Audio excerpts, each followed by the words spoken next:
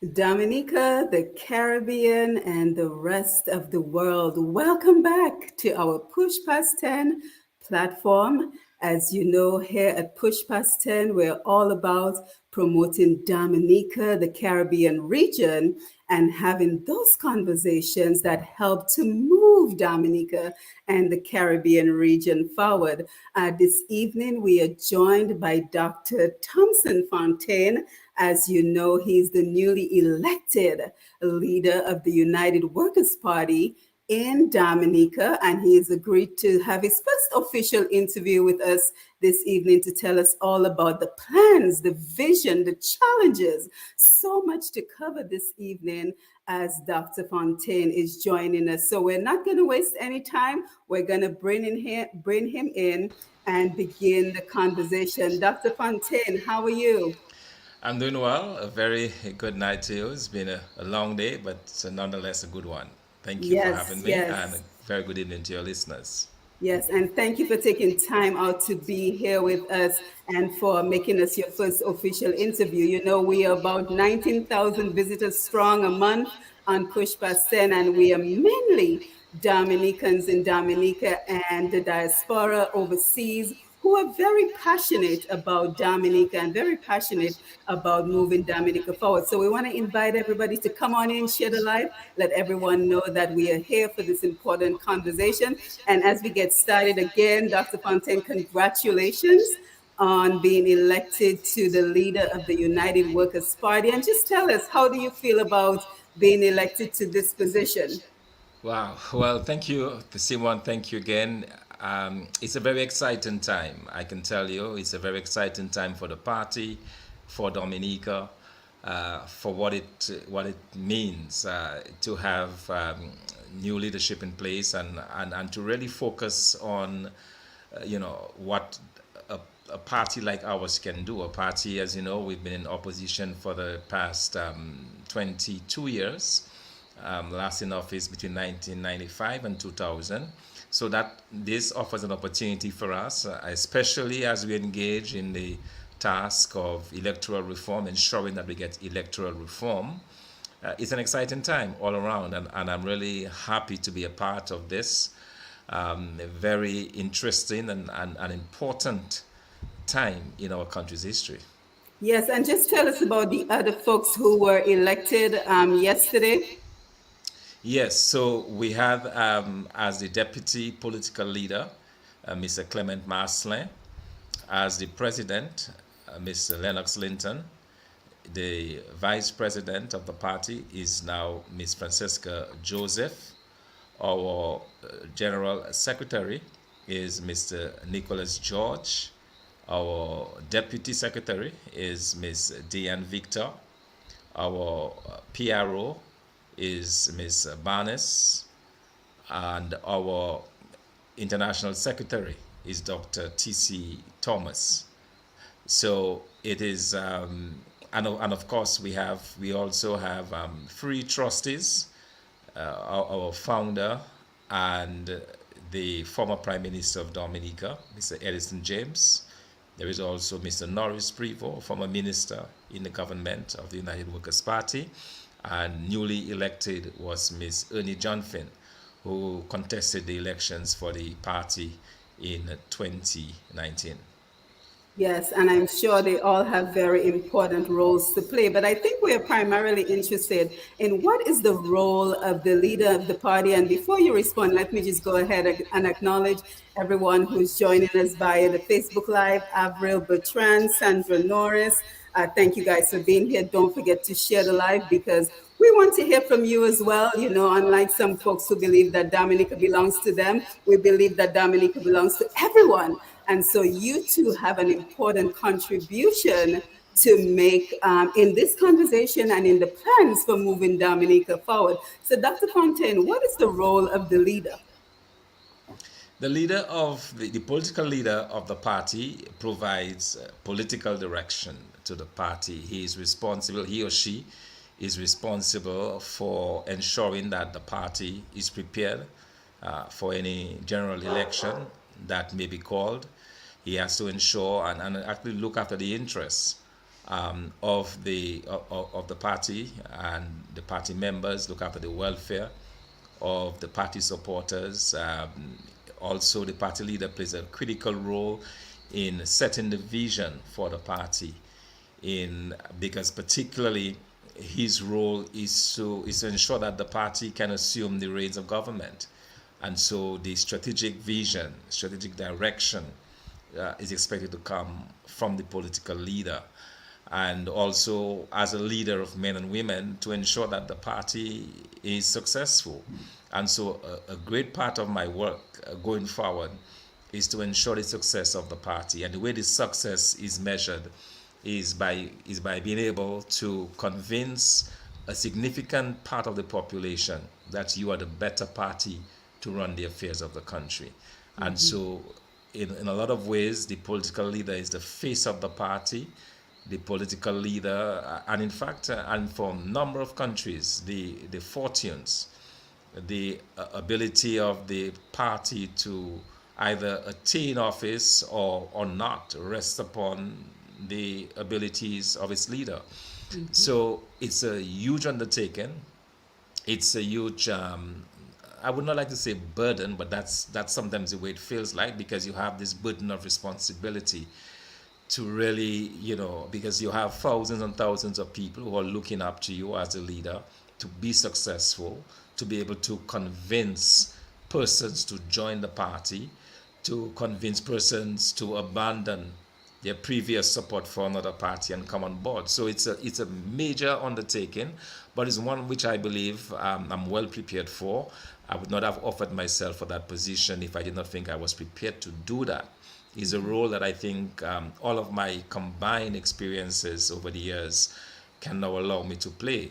And in the case of Dominica, particularly for our party, the ability to attract the young people, to be able to provide them with a vision that they can hang on to, a vision of job creation, a vision of opportunities, a vision of higher education, all of those things that can be appealing. All of that has to be neatly packaged and in a way sold to the public so that they can buy into it, so that they feel that they can be part of this party. So, it's about setting the tone. It's about making it comfortable for persons to feel that they can not only support the party or join the party, but that they can provide support for the party. And so all of those issues, the ability, of course, to raise, financing for the party, because as you know, if you're going to run a successful campaign, you need resources, you need financial resources. So the ability of the leader to be able to attract resources becomes of paramount importance. So all of those things you have to basically be able to do, and to do it successfully so that the party can be successful.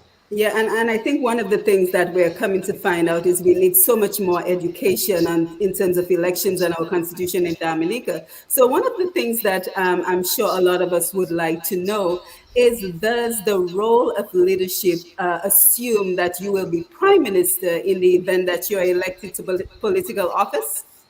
Well, that has been the norm. Typically, the political leader, once he is able to win, because the assumption is that, well, okay, let me do it this way.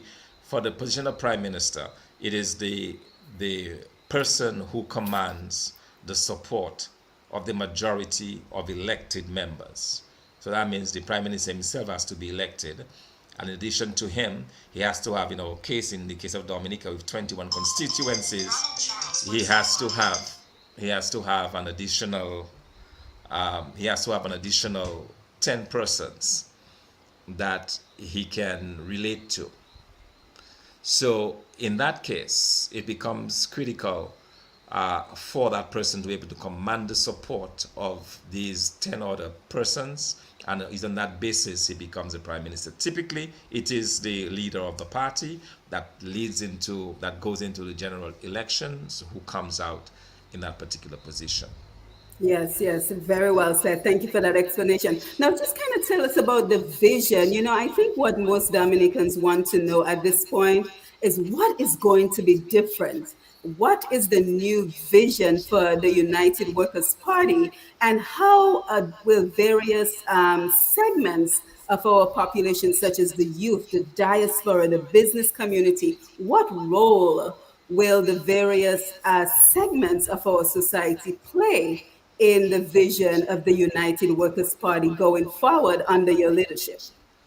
I've been very clear to the people of Dominica that my leadership will be based on honesty, integrity, and accountability, as well as transparency. It is very important that I offer to the people of Dominica a leadership style that is engaged or engaged with all sectors of society. My vision for Dominica is one that is united, where no one is left behind. No one is considered as less than honorable, or no one is considered as less than having a seat at the table. So, in terms of the vision that I share, is a vision that will promote the interests of the young people of Dominica, and that will provide opportunities for the young people. So, using my skills as an economist, using my skills as someone who have spent many, many years developing other countries, working in the interests of other countries, I can now bring those skills to bear in Dominica. So, importantly, there will be a focus on economic development, a focus on job creation, a focus on creating opportunities for our young people. But in addition to the young people, we want to focus on our elderlies, on older persons who have contributed to Dominica, who have spent all their lives in Dominica, to ensure that there is a system that will take care of those who are less fortunate or those who may not have the means. In addition, to ensure that you have a public service that is efficient, where people are empowered to work hard, a public service where people give their all to the state. It also involves taking care of those who are less fortunate amongst us. For example, in Dominica, we have a situation of a very high crime, a very high crime rate, a very high murder rate, for example, amongst our young men in particular. That is very concerning to me as a leader in this country. And the question is, how do we deal with this? How do we provide opportunities for young people? Our legal system, how do we take care so that people don't fall through the cracks? So all of these are issues, because what you have is a very disparate and a very different groupings of persons, the young, the elderly, the children. I'm very much concerned, for example, about the level of domestic violence and sexual violence against our young women, the number of young persons that are abused. All of those issues that I would love to tackle as a leader of the party, and show a different direction on this so that we care.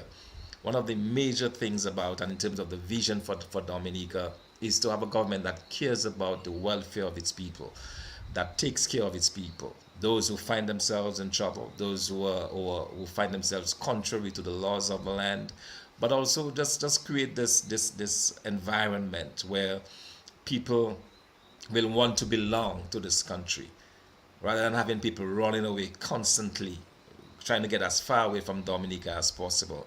And we used to do something, before as young kids, we would throw a stone behind our back, if you want to finish with that particular situation. Too many people are throwing stones behind their back and running away from Dominica. We want to reverse that. We want to promote a country where people would be proud to live. And our former leader, Honorable Lennox Linton, had a very important saying that Dominica should be the best place to live, to work, and to enjoy life. And that is something that we want to promote. That is something that our party continues to promote. And we believe that we have the skill set. We believe that we have the necessary support within the party to get it done. But to get all of this done, of course, we have to be elected in office. So a vision, my own vision, is to ensure that, and that's the promise that I gave when I was talking to our delegates, the promise that I gave to them is that I will work night and day to ensure that the United Workers' Party, when there is electoral reform and we have new elections, that our party comes out on top.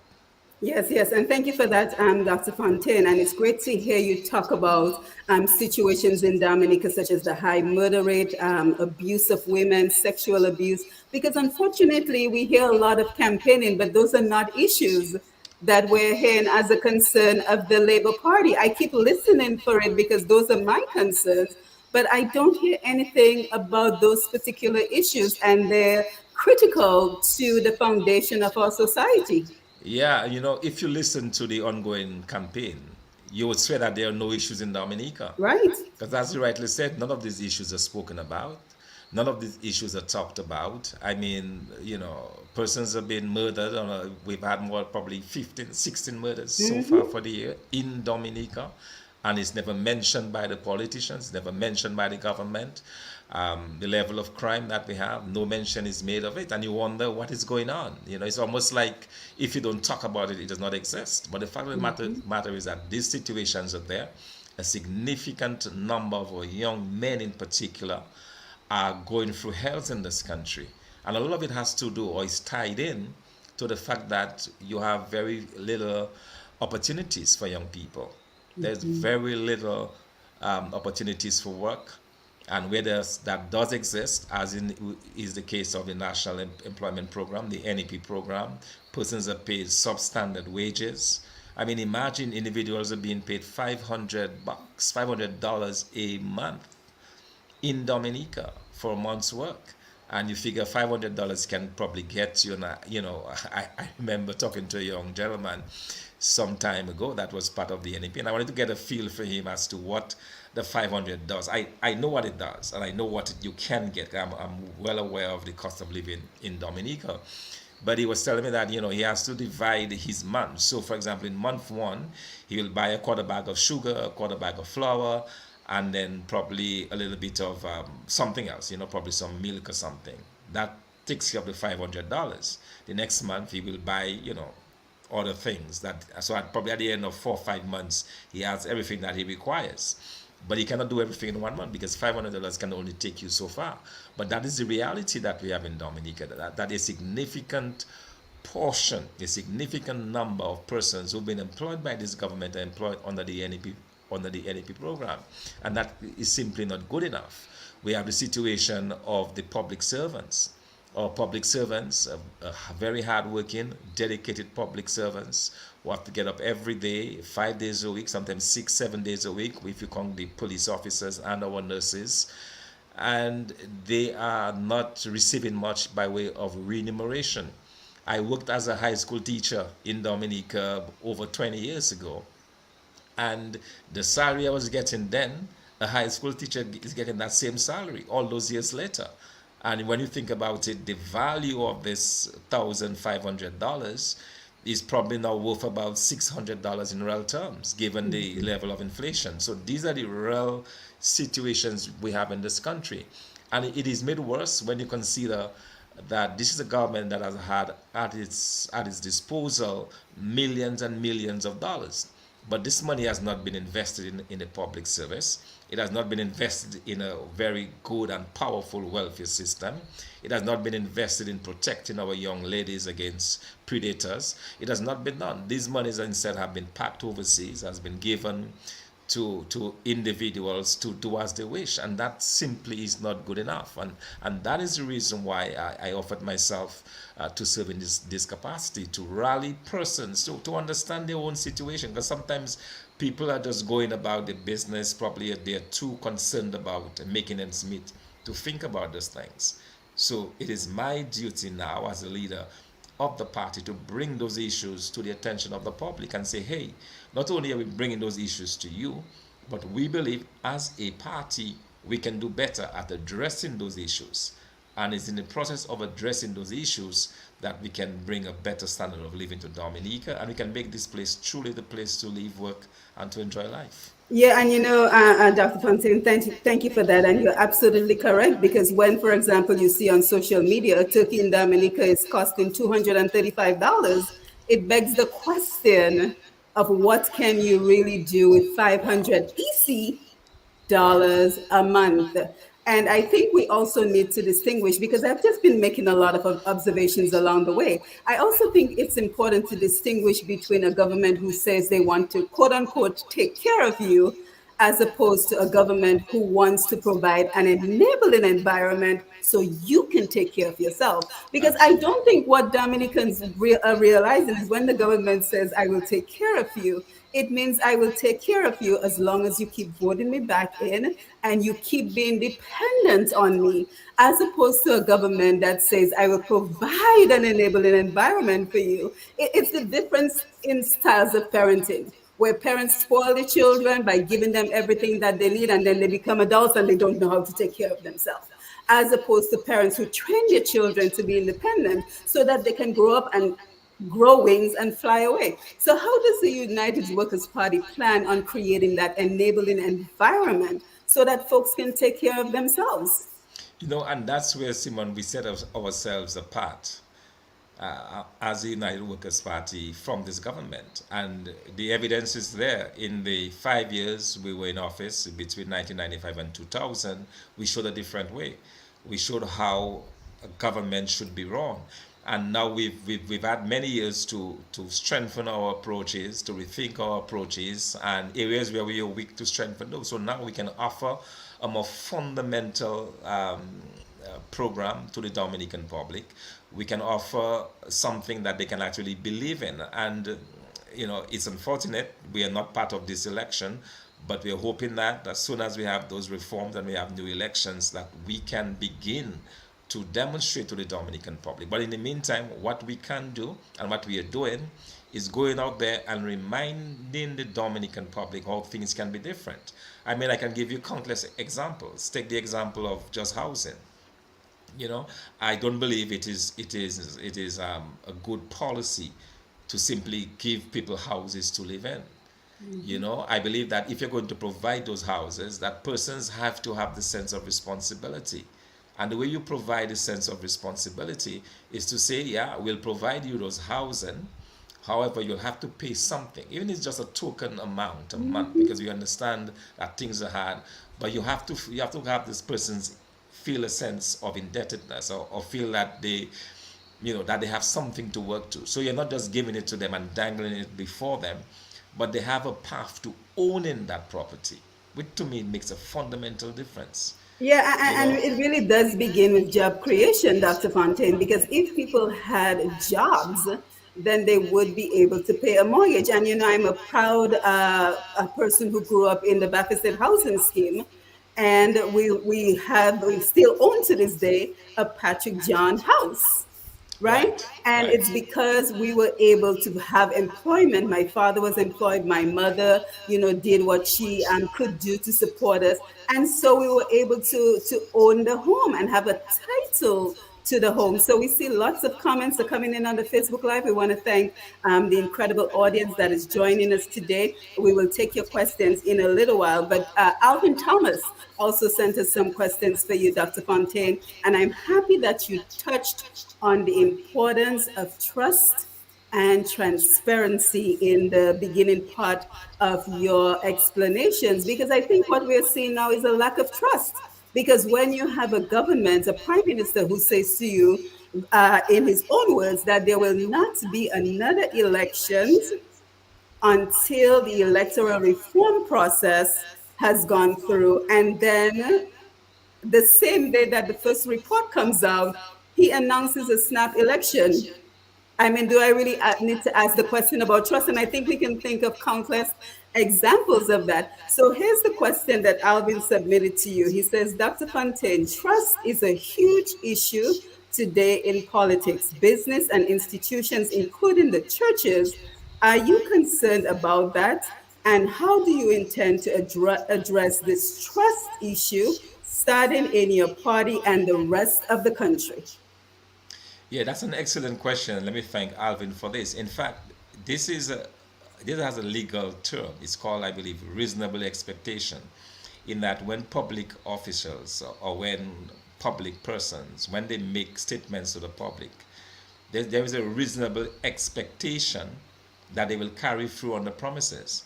So when the prime minister comes out on the night that he is elected and says, my number one priority is electoral reform.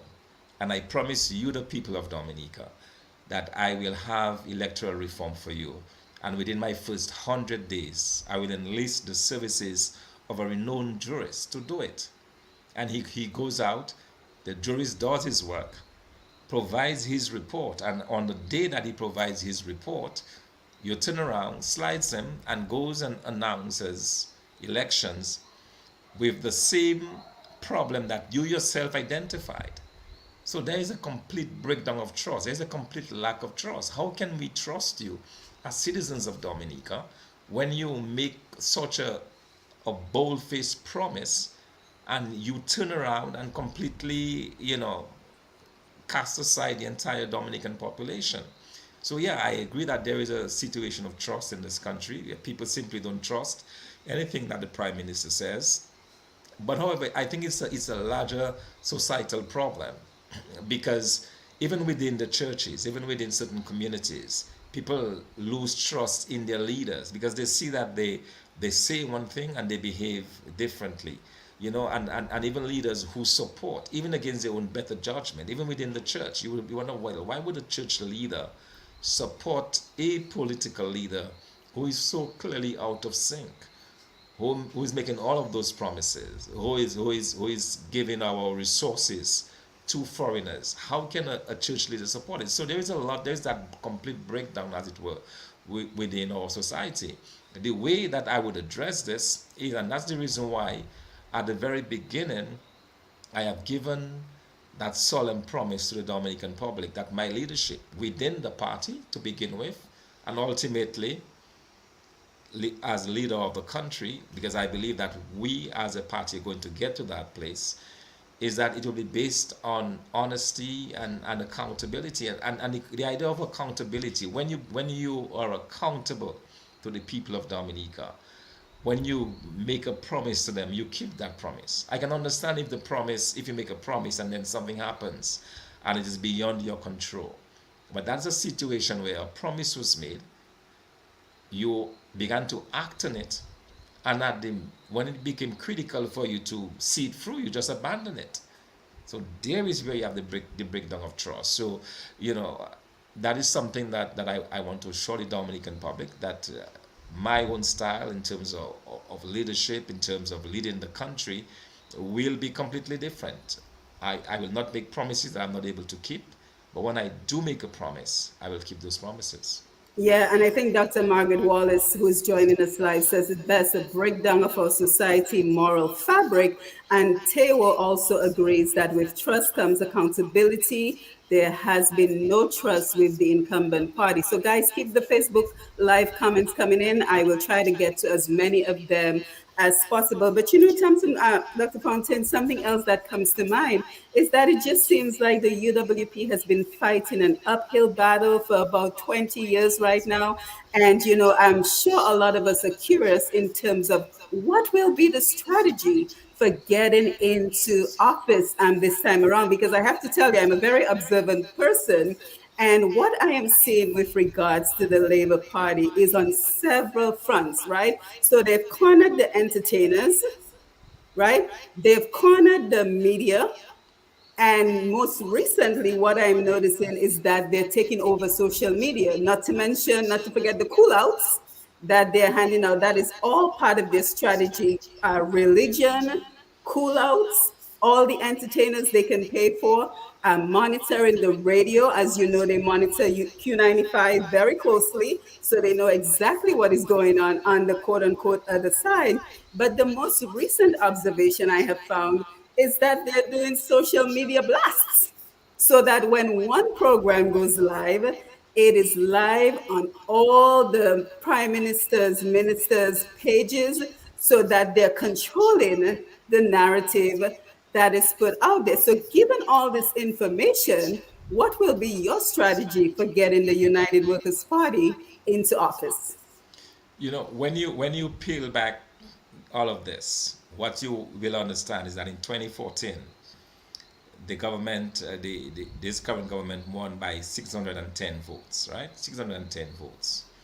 In 2019, it's but about 12, 1,300 votes. And the way you calculate this is that if you look in the constituencies that they won, if you were to add 8 constituencies that we could have won and the margin of victory, you will see that it's not a great margin. So with all of that, with this overwhelming level of resources, with the ability to bring persons from overseas in large numbers, in constituencies that they have identified that they can win that way. They've won through trickery, they've won through cheating, through treating, all of those different means. But at the end of the day, the margins of victory are not all that great. So what that tells me, as someone who spent a lot of time doing strategic thinking, is that this government is beatable. And the way you beat this government is to ensure that there is a level playing field. And that's why the number one priority for me as this leader of the United Workers' Party, number one priority is to get electoral reform. And that's why I said last night to the party faithful that I will neither sleep nor rest until there is electoral reform. So that's one. You begin with a level playing field. With a level playing field, we will be able to overcome the advantage that this party has. And in terms of the other things that you talked about, in terms of promotion on social media, we have to use all of those various tools. Importantly, we have to reinforce our base. We have to attract new persons into our party, and that's what we'll be doing, attracting new persons. And the way we're going to do that is with a very sober and realistic program, something that is believable, a program that we can back up with facts, we can back up because we've done it elsewhere or we've seen it happen before and we know how to do it. Basic policy measures that we'll put in place that can create wealth, that can create employment for young people in particular. We are going to be putting together a program that we can take to the Dominican public and say, that is what we are offering you.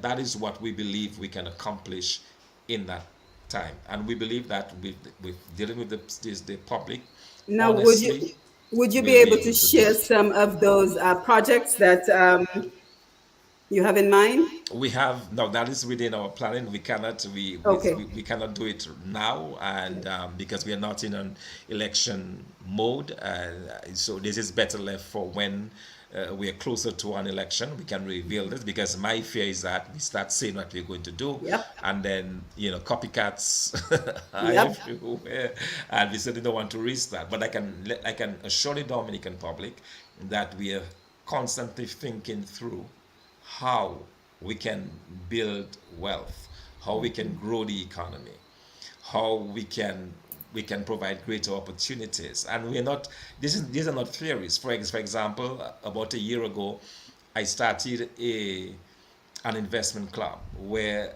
I have about 12 or so young Dominican professionals who are investing in the stock market, right? And that's one way of growing wealth. They contribute and we invest these monies in the stock market and we're doing exceptionally well.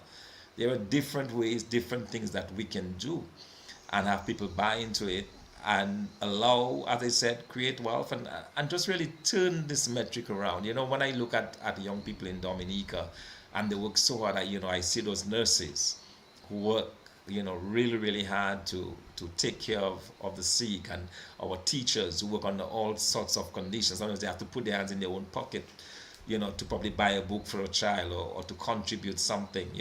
They work so hard and yet at the end of the day they can barely make it. They can, even where they are married and they have two salaries, it is so difficult for public servants to really live a decent life. But I remember a time when public servants used to take holidays. They used to have those big excursions to New York and to Paris and to London because people had money. Now all of that has vanished. People can barely take vacations, not even staycations as they call it. Not even within the country can go to a hotel, probably take a 2 nights at some hotel here in Dominic. They cannot even do that.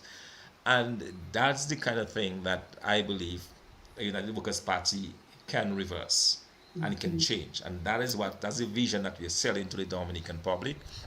and we'll have a lot more to say in terms of actual projects, but that will be for another day. But I can just assure you, Yes. Simon, that we are thinking through these things. We are working on them, and at the correct time, we'll be able to reveal those to the public. Yeah, and you're absolutely right, Dr. Fontaine, because I know, for example, Monel Alexis is a wealth of information with regards to growing wealth, with regards to embracing technology to build wealth. So I know that you're surrounded, and she's just one person that pops into mind because she's very present on social media. So I already know that you have the team that I keep talking about, creating that enabling environment rather than quote unquote taking care of people, and then if they fall out of favor with you, then hey, I'm Yeah. not going to take care of you anymore, and then you have no skill Yeah, sets no to thing. take care of Yeah. yourself. Yeah, So I think that exactly. you're certainly surrounded by the right team. So far, in terms of the challenges, we've talked about the economy of Dominica, we've talked about growing membership. Some of the things that come to mind, some of the criticisms that have been levied against UWPs, for example, they spend too much time on the radio, we don't see them on the ground, and also the idea of no money. Because I think in the mindset of Dominicans, there is this illusion that the money of the country belongs to the Labour Party. And if the UWP were to come into power, they would have no money to run the country. So, kind of just speak to us on those two particular criticisms that we often hear about the United Workers' Party. That all we do is we hear them on the radio talking, talking, talking. We don't really see them on the ground, and the issue about money. So, what are your thoughts on that? Yeah, no, actually, we have listened, no, I have listened to this particular criticism of the United Workers' Party, and I can tell you that we are working really, really hard to addressing this. In fact, we'll be having a press conference tomorrow where we'll be announcing a plan to reach out to our communities. I refer to it as the All Doors Initiative, where the plan is the United Workers' Party representatives, those who plan to offer themselves for service and to run as candidates and so on, will be going to every single community. We'll spend the time, we'll talk, we'll discuss, we'll find out from the public what their problems are, what their issues are. We want to listen to them. It will be more like a listening tour initially, where we spend the time. We talk to the fishermen, we talk to the farmers, we talk to the nurses, we talk to the doctors, we talk to everybody. We visit the schools, we speak to the school children. That will be a critical part of the next few months. That is the guarantee that I've given to the party. That is an effort that I'm definitely going to spearhead. And that is in response to a very real criticism that we do not spend enough time on the ground. We are going to ensure that we have a permanent presence on the ground. We'll strengthen our community groups, what we call the community associations or constituency associations. We will strengthen those because these are the institutions that will ultimately be attracting the new members that we want to join the party, the persons that we want to attract to the party. We'll equip those associations with the vision and the plans of the party so that they can share those. So that will be an ongoing effort from the get-go, okay, to really attract new interests into the party, spend the time on the ground. So we've listened, we've heard this criticism, we respect it. It does not mean that we will disappear from the radio.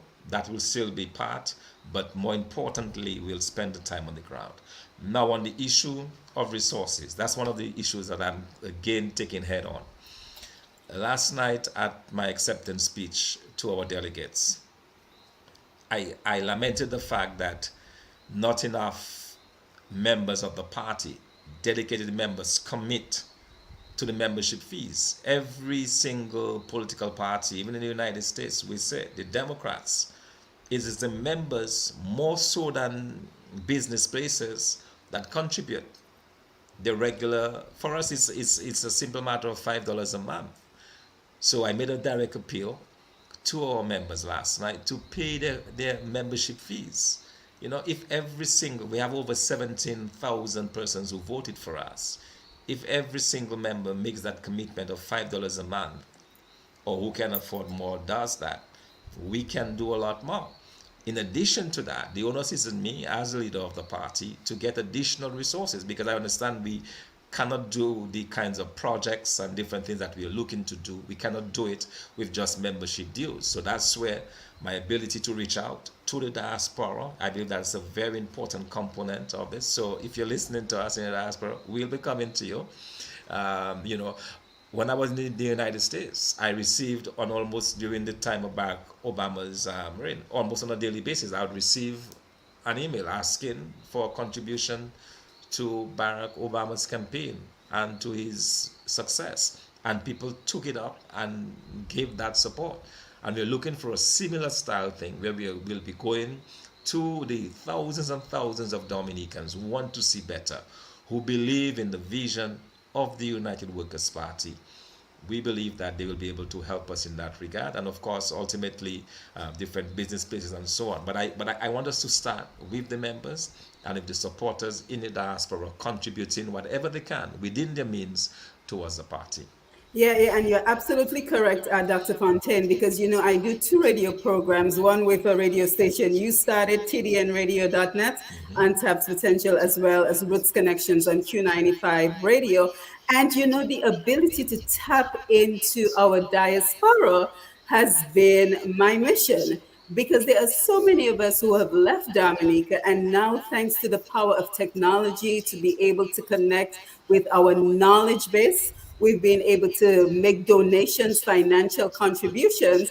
I've had maybe at least 200 guests who have come on the programs, and that is not including the 19,000 visitors we have on Push Past 10, the massive audience we have on Q95. So we certainly have the ability to reach folks. The question is, are they willing to make the commitment to donate the resources needed for the work? And I think most of us are interested in being a part of the movement, because I think we see the picture a little bit more clearer, because I always think that true independence comes from financial independence. So when you're financially independent, you are able to see things a little bit differently than when you're dependent on the government for your every need.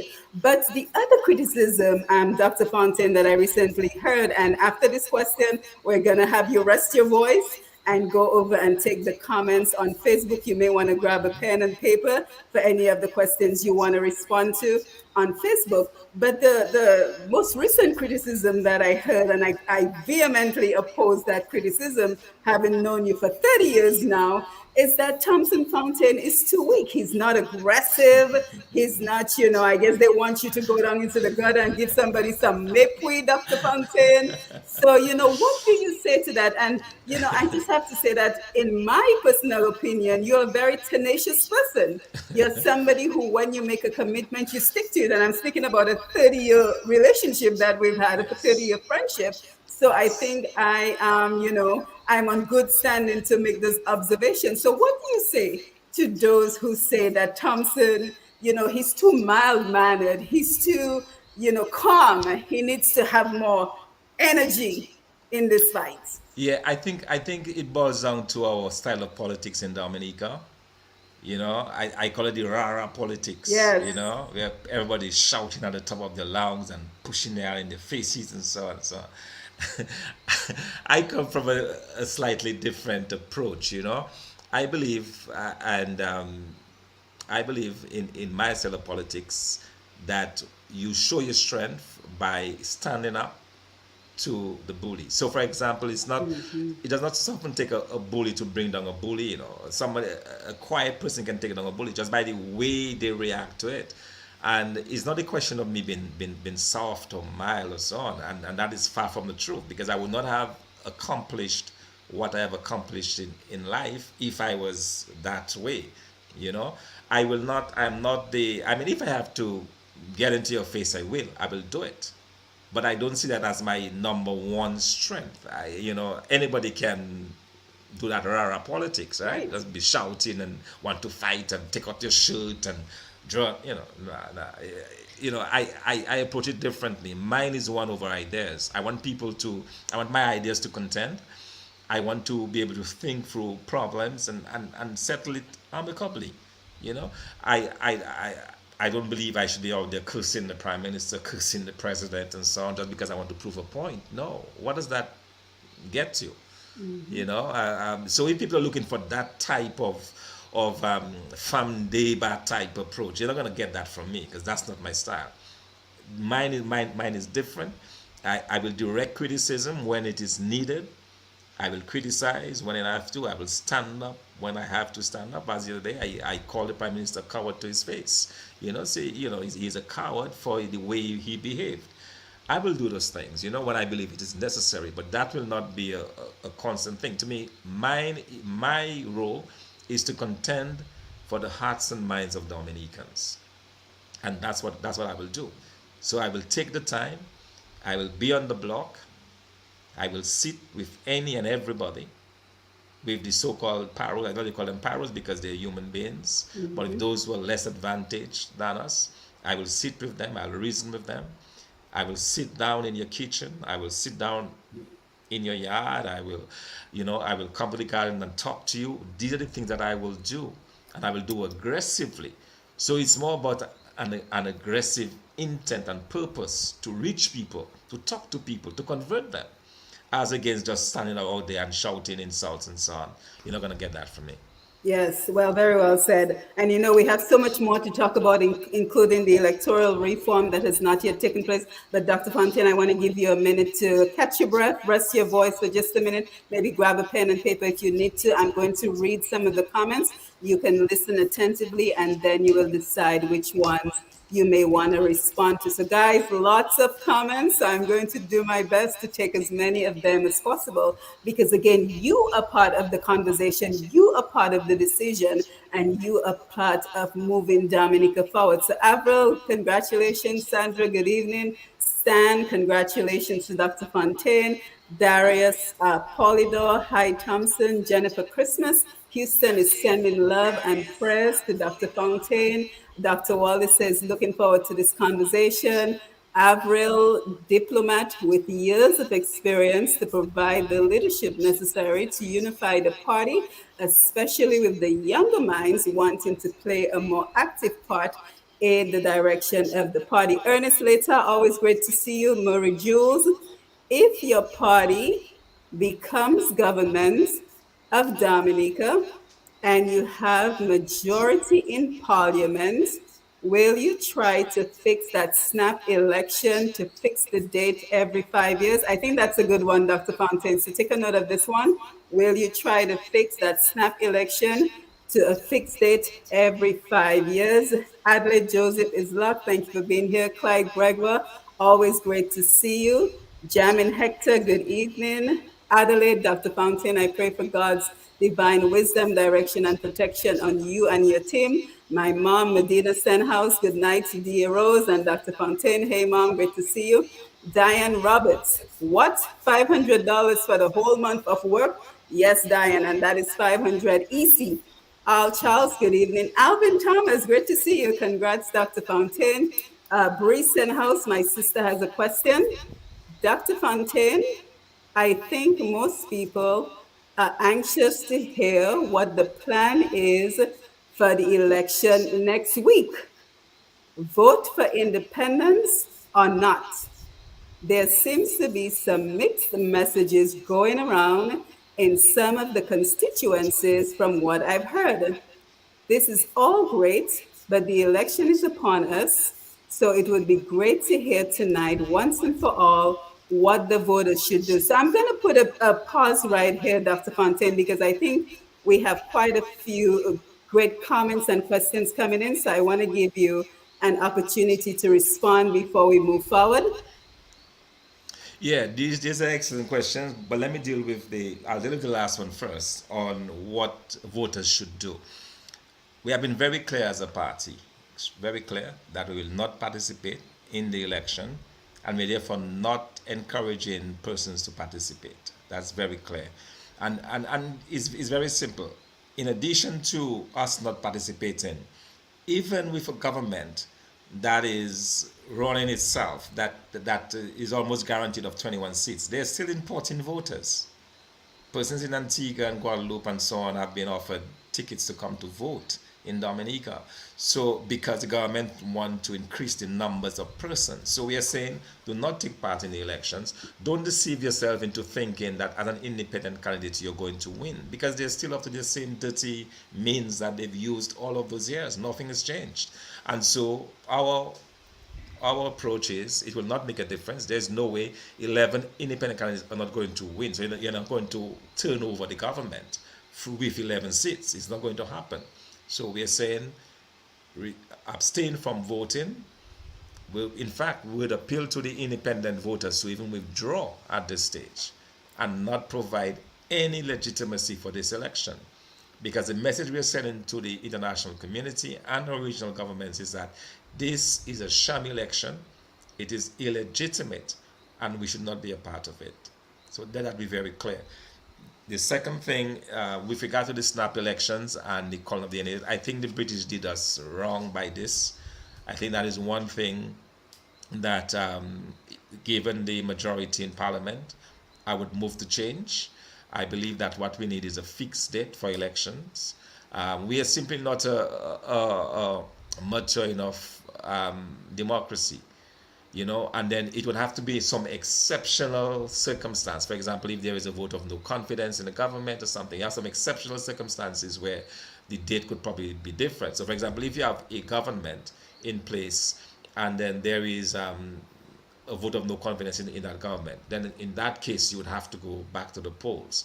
But other than that, for some very extreme circumstance, having a fixed date I think is good, and that is something I would definitely support and definitely push for. Yeah, thank you for that. And let's just stay on electoral reform for just a minute. Alvin asked, electoral reform has been a huge issue over the last 3 election cycle.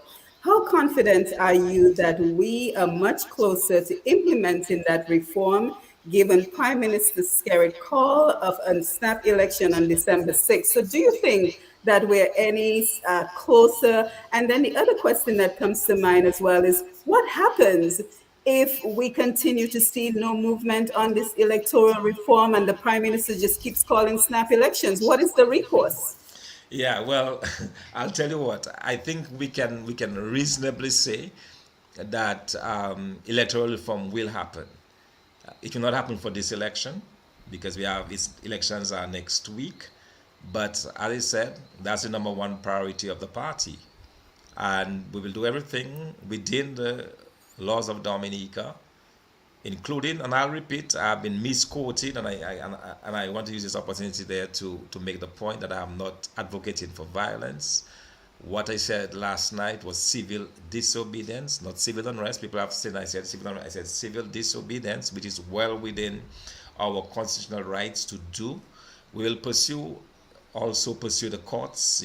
Every single effort will be made, and including where, in fact, one of the first things I did once I got back into this process here was to canvass lawyers, and I continue to do that. I'm talking to lawyers locally, overseas, trying to get the best approach we can use legally to tackle this thing. So we are doing it on the legal front. We'll be doing it with civil disobedience and every other means that is available to us legally and under the Constitution. We will pursue it, because I believe that this country should not be operating normally as if everything is okay in the absence of electoral reform. So we need to continue to pursue this. Unfortunately for us, we don't have a situation as we did in the 1970s where we could call the public unions out on strike. Persons are afraid to go on strike. Although I'm part of the Electoral Reform Coalition, the Public Service Union is part of that coalition. But to call a strike, because persons go on strike, and if they do that, their monies are deducted from the days that they spend out on strike. So already persons who are hard pressed are saying, boy, I don't think so. I'm not going to lose a 3 or 4 days wage by going on strike. So you have that. Not only that, persons are discriminated against if they go on strike. Not only are they discriminated against, but their families are discriminated against. I mean, that's the level at which we are in Dominica.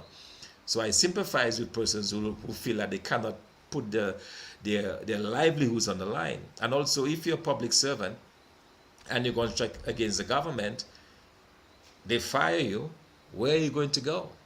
There is no private sector that is going to absorb you. So these are the real issues that we are faced with. So very often I hear persons criticizing and say, well, they should be going on strike. We remember, there are real issues that the situation is extremely and very different from what it was 30, 40 years ago when the unions protected you. Okay, everybody spoke together, everybody acted together, even where they supported the government. And if there was an issue of workers' right, they would stand for it. But I can guarantee you in this current situation, persons who support the government will most likely not go on strike.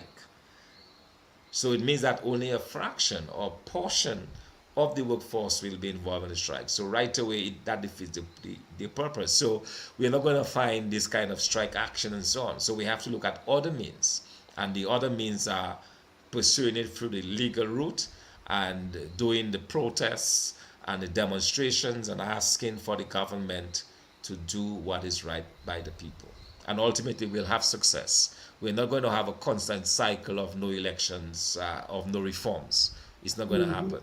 Well, I We think that will. is This is the last election where we're going to have this no election, no reform. Well, I think that is very reassuring for many of us Dominicans because that is obviously is a great concern of us. And I will come back to the Facebook Live comments, but I'm very happy that you mentioned fair, Dr. Fontaine, because I think the greatest challenge that a new political party coming into Dominica doesn't matter. Of course, we would love for it to be the UWP, but any party coming into power in Dominica, I think one of their greatest challenge is going to be the psyche of Dominica. How do you change the mindset of a people that in the last 20 years have learned to be learned helplessness, completely dependence on the government, not particularly interested in pursuing a different approach. And, I always go back to that scenario that you provided when you called into Roots Connections last week of that young man who simply said, why do I have to do all that? The government can provide for me and my family. So I think it begs the question, how do you reverse the mindset of a people who have come to be so dependent on the government for everything? And that will be one of the major challenges that the UWP or any political party would face in Dominica. You know, a drug addict, someone who is dependent upon drugs, I'm told that when they want to heal themselves, they can do it two ways. They can go what they call cold turkey, where they no longer have access to those drugs, and so they are forced to get out of it, or they can go for a process of treatment and so on and get out of it gradually. I think for us, and the analogy that I'm drawing there is that this dependent thing will most likely end when the money runs out. So, passport, for example, at some point we expect the passport sales to come to a halt because the European Union is doing everything now within its powers. They've already forced Malta, Bulgaria, and Greece to stop. I believe now it's only one other country that is doing the passport program within the EU. And now they're targeting those countries like Dominica, Grenada, St. Lucia that are involved. So when that source of funds dries up, because there are no other source of funds, there are no other source of funds in Dominica. Our taxes are a fraction of the monies coming from the sale of passports. Our taxes are not enough to pay public servants. It's not enough to provide school services, hospital services. It's not enough. Okay, I'll give you an example. Our spending right now is about $1 billion a year. We make about less than 300 million in taxes. So it means that the other $700 million have to come from the sale of passports or from loans, right?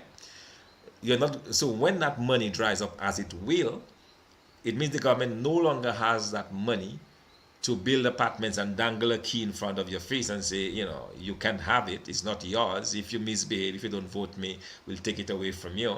Because they will not have the monies in the first place to build those new apartments and so. So you're going to have that situation. The other thing is where people are deprogrammed. It's like going through rehab, and you talk to them, you encourage them, you kind of reprogram their mind. And that's what our All Doors initiative will do, because it will focus on sitting, taking the time, deliberately to explain to people that there is in fact a different way. Okay, that what you're used to, that's not how governments operate across the globe. Things are different. People are supposed to work and help to build a country. It's in the process of hard work and industry that you build a country, and you reap the rewards from that hard work. No country has been built on a handout. And I'll give you a very good example. The US economy, for example, many years there was this welfare industry, until I believe it was Bill Clinton who had a deliberate program to get people off of welfare, get them working. And that's when the American economy really began to go places. Because before, people were just relying on government handouts. I'm getting $700 a month to pay my rent, and so I don't have to work. But they said, no, we're going to take this away from you. You now have to get out of welfare and go to work. And people did.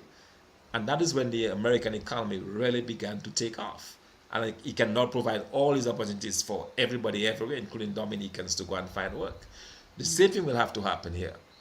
Once you remove this incentive, people will be forced to work. You create the jobs for them, and they will find work to do. And that is how we're going to break this cycle. But I believe it can be broken.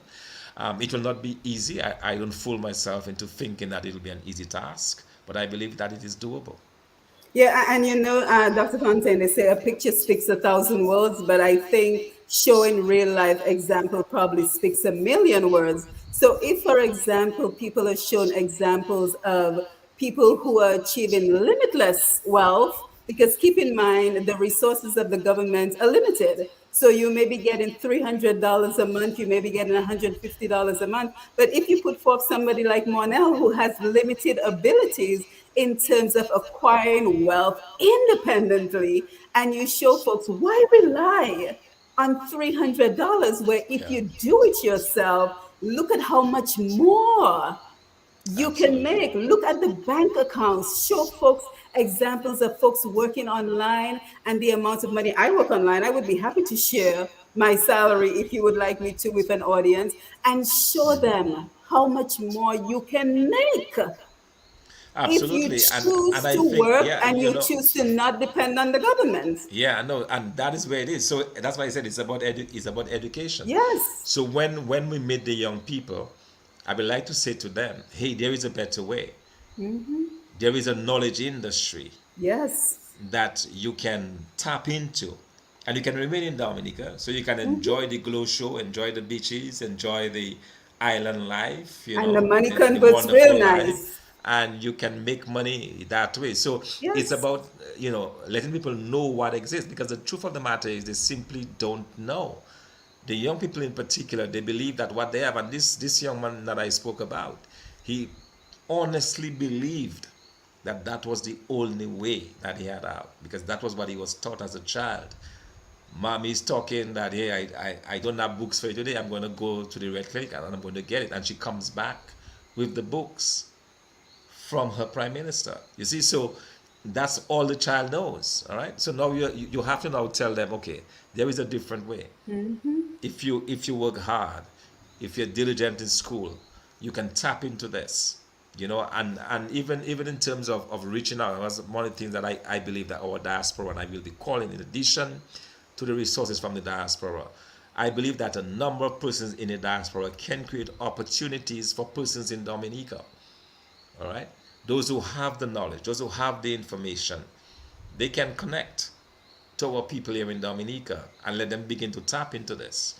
And so these are some of the exciting things that I believe that we can do, and really get people begin to change the dynamic, begin to change this narrative of dependency that we have in Dominica. And it breaks my heart to no end that I see these people in those apartments, and those who have to cut their water because they cannot afford $25 a month to pay for the water. And that is the reality. That is the reality we have. If you go to a number of those apartments in Dominica tonight, there are persons who do not have water. It has been cut off because they can't afford the $25 or $30 the Wasco is charging them a month for the water, but that is the reality of Dominica. And you want to say that you can change this, you can make it different. What this government is offering you, the prime minister is just this egoistic, selfish individual who's built one mansion, built a second, building a third, takes $64,000 from taxpayers for his own rent. Unbelievable. So you want to move away from this. You want to say that there's a better path, there's a better approach, and hopefully the Dominican public will buy into that narrative. Yeah, absolutely. So there's work to be done, but I think you and the right team are prepared to do it. So let's take more of the comments because we want to make sure we engage our audience. Augustina George, always locked in from Canada. Great to see you, Augustina. Thank you for being here. She says congratulations. And write down any questions you would like to respond to Dr. Fontaine. Dave Bertrand, Dr. Fontaine, can you tell us about the outcome of the meeting which was supposed to be held with Sir Dennis Byron today? Glenda Lugay is locked in from California. Great to see you, Glenda. Thank you for being here as always. Jennifer Milton, congratulations, Dr. Fontaine. Julie Polido, nice to see you. Congratulations, Dr. Fontaine. I know you will do well. We need our country back.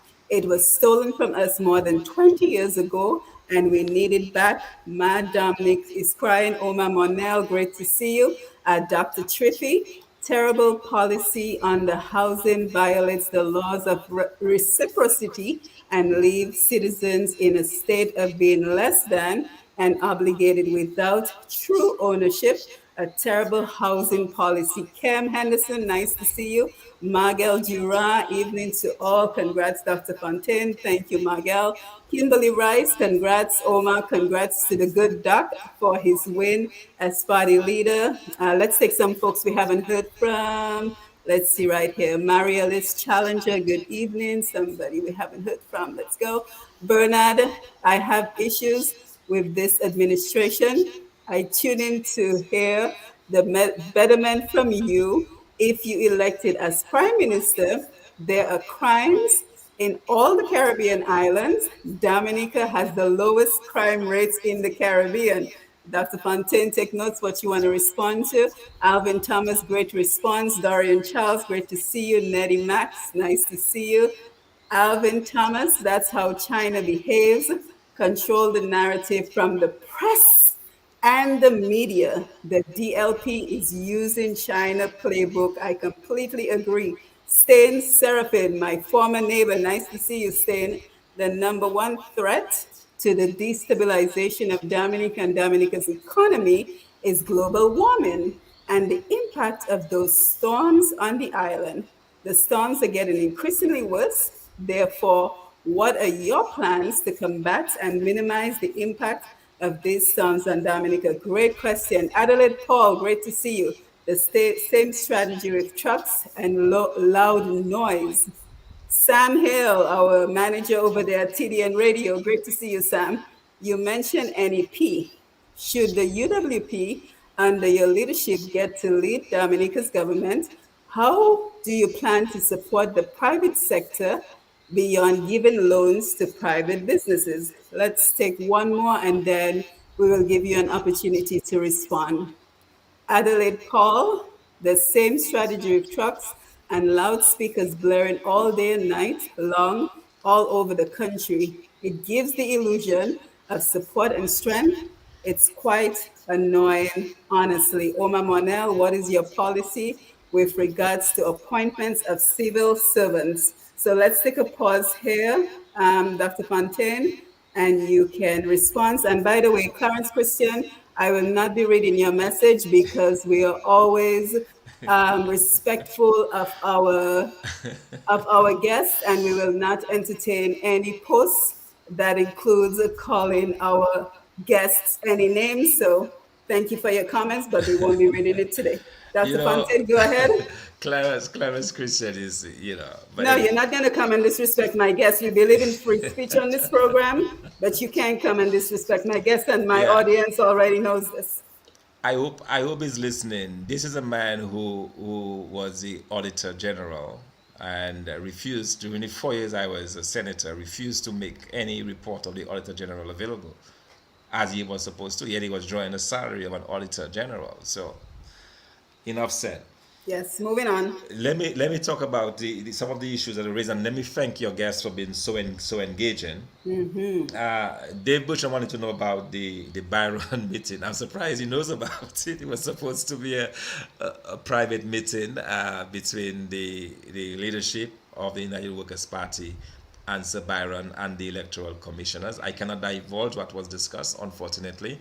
What I can tell him is that that is part of the work that is being undertaken by Sir Byron. He has decided that, irrespective of what has happened with the calling of elections, he was given a task to do, and he's determined to complete that task. So that was part of his effort to inform and to find out from us if there were any issues and questions and so on. So that was what the discussion was about, and I can say that he's moving forward with his timetable to give the report to the government by the 30th of November. So by that time, we'll get the full report and see what changes and so on that he's recommending.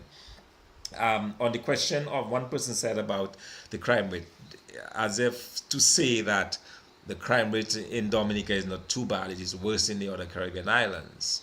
Well, that's one way to look at it, but I can also look at it and say, well, we're a really small country, and 16 murders is too much, because I remember a time when we used to barely have a murder. There were years there would be 0 murders in Dominica.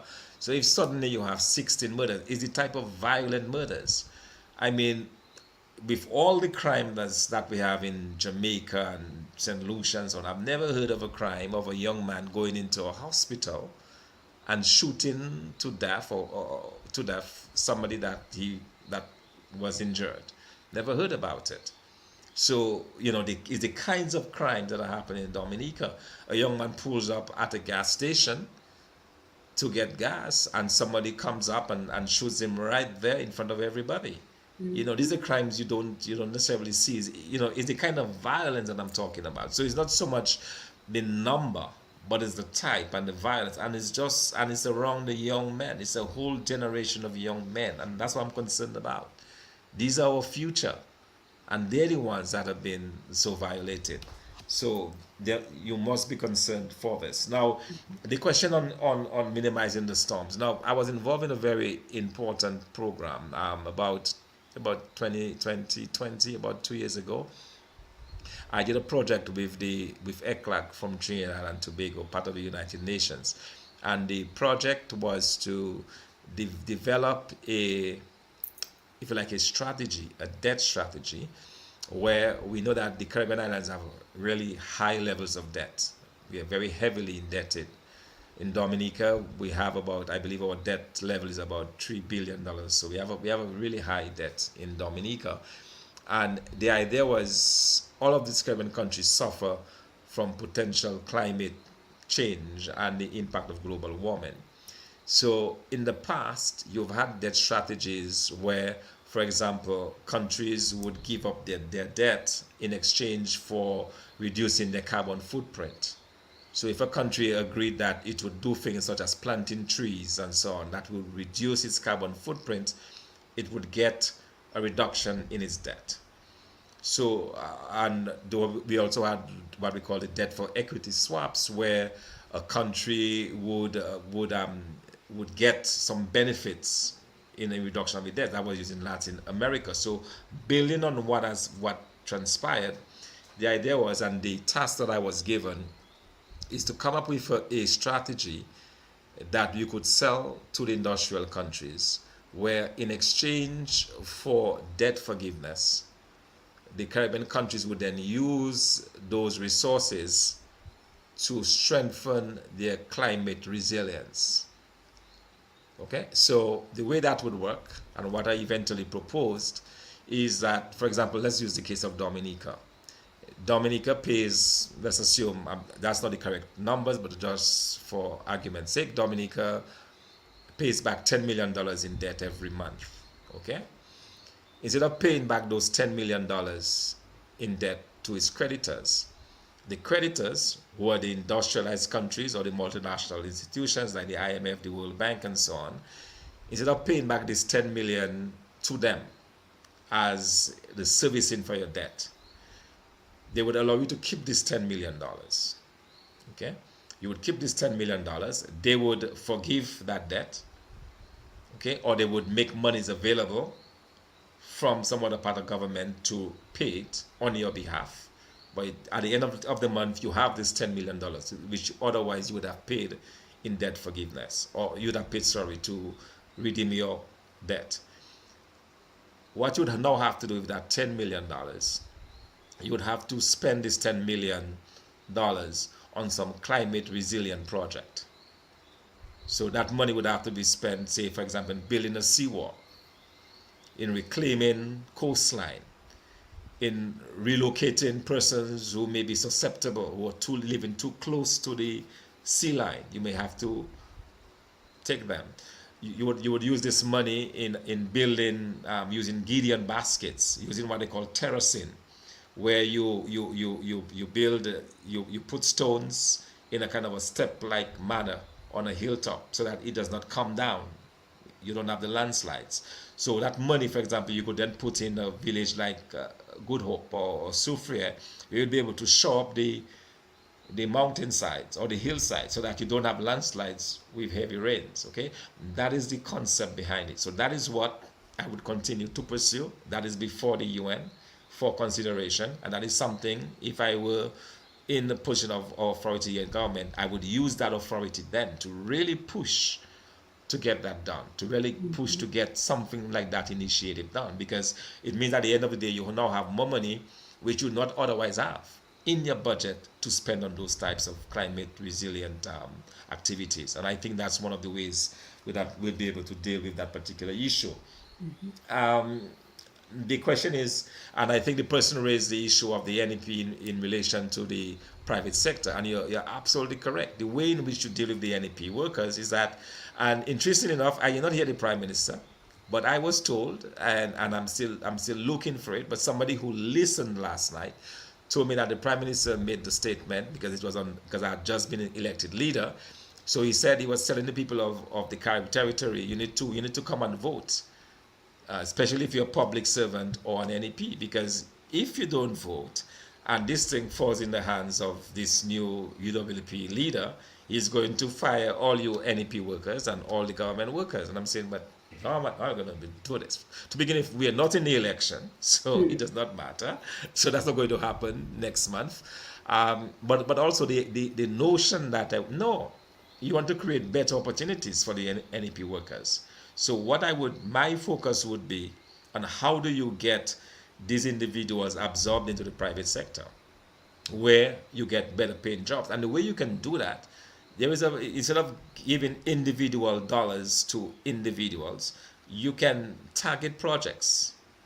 You can have a water, and there's so many projects that can be done in Dominica, so many projects, water projects, the cannabis industry projects, essential oils. You can do projects in agro processing. You can do projects in fisheries where you do small scale canning of fishing. We have so much wonderful fish. You cut them up, you can them, you can dry them, vacuum pack them. So you have all of those things that can be done. Okay, and you can use government resources to subsidize initially those businesses or to provide a startup capital. So these budding entrepreneurs will go up there. They're doing industries for export. So that's how you're going to get the money back, because these monies are going to be if you begin to do, for example, a water project, you're going to be exporting water to all of those Caribbean countries. Foreign exchange is coming in. These monies are then used to pay better wages. So those persons who are now spending the days in the heat and the rain for not much money will now get a better paying job. All right, so it's not a matter of firing anybody, it's a matter of creating better opportunities. And the way you do that is that you develop the private sector. Our private sector is vanishing, it is disappearing overnight. All the jobs are going. Bello and the tram, and over how many thousands of businesses have been lost. Little boutiques disappearing overnight. Bakeries are going. How do you support those businesses to stay in operation and to employ people. And that is where the focus has to be. All right, so Yeah, that is how that would be attracted. And then the last question I believe was asked by Monel just before you come, just to finish this round, on the appointment of the public servants. One of the things that I would, and in fact we did it in 2014, we made the promise to the public servants that a United Workers Party government will rectify the appointment process. It is unconscionable, and that's a big word to me, that it is, it troubles the mind. Okay, it bothers me greatly to think that persons are working for 10, 15 years and they're still acting, so acting assistant teacher, or acting this, acting that over all of those years. No, you have a system. And in fact, when I had a chance to advise the Prime Minister very early on in his reign, I advised him about setting up a merit system within the government service. A system where every year people are tagged, or you regularize the appointments to begin with, and at the end of every year there's an incentive system. Okay, so those who perform really well will get rewarded. They may get rewarded with either a promotion, or they may get rewarded with additional, an incremental increase on their salaries, so that people feel that there's worth, that they're worth something, that they can put in the extra effort. Because if I put in the extra effort, there's a good chance at the end of the year I will get something additional to take home. So you build those incentives, but importantly, for the service, you do away with these acting things. If people are not qualified, you retrain them, give them the requisite training, get them up to speed, and then appoint them. But you can't just have people hanging. And the reason why and that comes back to what we talked about earlier, people not being able to even strike. Because if you're acting, you're not appointed, you cannot go on strike because you'll be the first to go. So yeah, that's how you have to deal with that particular situation. Yeah, and Dr. Fontaine, for someone like me who's a professor of industrial organizational psychology, that is an area I would love to be involved with, in terms of employee motivation, leadership, and how do you get employees to be more engaged so they're more productive, because they know they will earn a better salary. But when we're being told that those of us in the diaspora are trying to run the country via remote control, I'm not very incentivized to Yeah. want to be a part of an administration that thinks I'm trying to run the country via remote control. Yeah, it's a lack of understanding. It's a lack of appreciation for the tremendous interest that the diasporans have in Dominica. I mean, Dominican diasporans spend more time worrying about Dominica than Yes, Dominicans even living in Dominica. I can I tell you. agree. I know. I speak to them. I was in that position. You spend more time thinking about Dominica. So that notion that, you're doing remote control, no, is to find a way to harness those skills of the diasporans to help build their country. Because yeah, I know people who would love to come in this beautiful weather and atmosphere to retire even, but they will not do it because there is nothing in place for them. But if you encourage them, and as I said, one of the major areas that the United Workers Party will be looking at even before, and Mark, even before we come into power. So that will be, depending on the amount of time we have before the next election, we want to spend time to begin to create opportunities.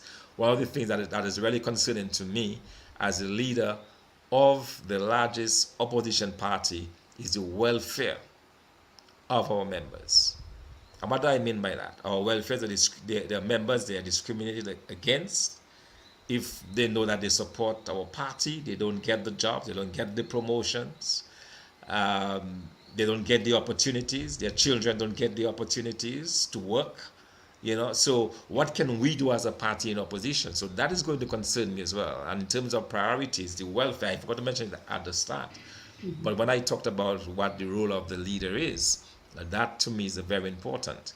How do we not only get resources to run a campaign, but how do we garner resources to help our members? To begin to start looking at industry, at some type of because frankly, I don't believe that we have to wait to be in government to begin to see how we can get a factory going or get some industry going that can employ members of the United Workers' Party. And that is one area that I want to commit to as well, that I'm committed to. And in terms of the discussions going forward with the diaspora and how we can raise resources and so on, that to me is very critical. How do you provide opportunities for the members, and how do you look at the welfare of your party members? Yeah, and thank you for that. And as you can see, Dr. Fontaine, we have a wealth of information coming in from our audience. So it is so important to have our overseas brothers and sisters as part of the conversation. But I also think what we are seeing is that this government rules from a position of fear, right? So, it keeps telling I listen to the campaigns very closely because I think it is important to listen to all sides of the stories. And one of the things that you often hear is the impression that United Workers' Party, they're going to come in and they're going to destroy everything that we have worked for, all the things that you benefit from. And I think Alvid says it well when he posed this question. Over several years, the DLP administration has been heavily dependent on the CBI program in terms of your party's program at stimulating the economy, thereby creating jobs for young persons as well as creating an enabling environment for business. What would your party do differently should you continue the CBI program? What would the UWP administration CBI program look like? So let's keep in mind that, potentially the CBI program could go away, but while it is still in existence, is it something that you're planning on destroying? What role would the CBI program play in your administration? You know, I am of the belief, and it is very likely that by the time we assume office, the CBI program will be ended. Right? That's a very likely possibility. And that's why I'm not even thinking in terms of development, in terms of job creation. That's not even in my thinking. My thinking is more traditional ways of generating wealth. How do you get resources, put stuff in place that people can work and export, that they can get the return? That is where my head is, because that is self-replenishing.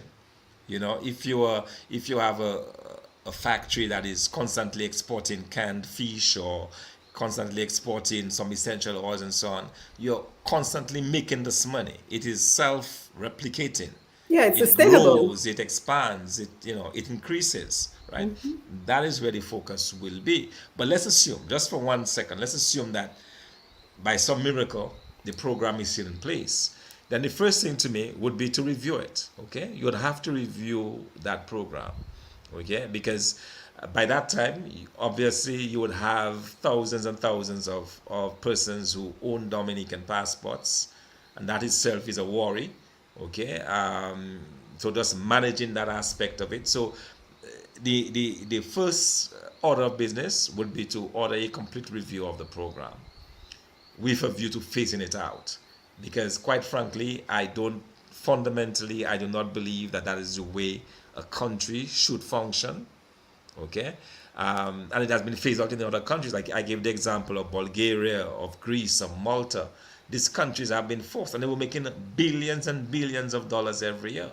But because they belong to the European Union, the European Union is saying, if you're going to continue to operate within the European Union, you have to give up your CBI program. And they were forced to do it. So other countries can do it. And the way they compensate for this is by doing other things. And that to me is where we have to focus on. So I would really love to phase this program out totally and just focus on building a more traditional economy that is based upon a solid foundation of manufacturing, services generation, the knowledge industry, and just generate the dollars from outside. And I mean, the knowledge industry is billions of dollars. It's a billion Billions, dollar yeah, yeah. industry. The So the what, green the that is, green the green things around green climate and so on, and yeah, you can, absolutely. yeah, absolutely. I mean, Yeah, so there is no end to how much you can get from those areas. Yeah. absolutely. So let's continue engaging our audience. Shirley James says, "Oh yes, Alvin, I went to 3 CSA vacations in New York. I was teaching high school. So talking about when the economy was good. Yeah. By December, my airfare was paid up.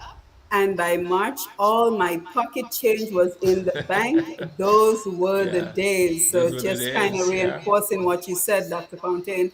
Yeah. Divine J, yes, UWP need to get up on the ground. Thank you for that. Let's take some comments from folks we have not yet heard from. Let's see who we have. Well, Bernard has a good one. I love my country and I would like to support a candidate with a great vision for my Dominica, but at the same time, I will not support a candidate who say things that will put down my country for his or her political agenda. Adelaide push for shows on DBS. Kenda Nicholas, I am ready for that. Let's see who else we have with us.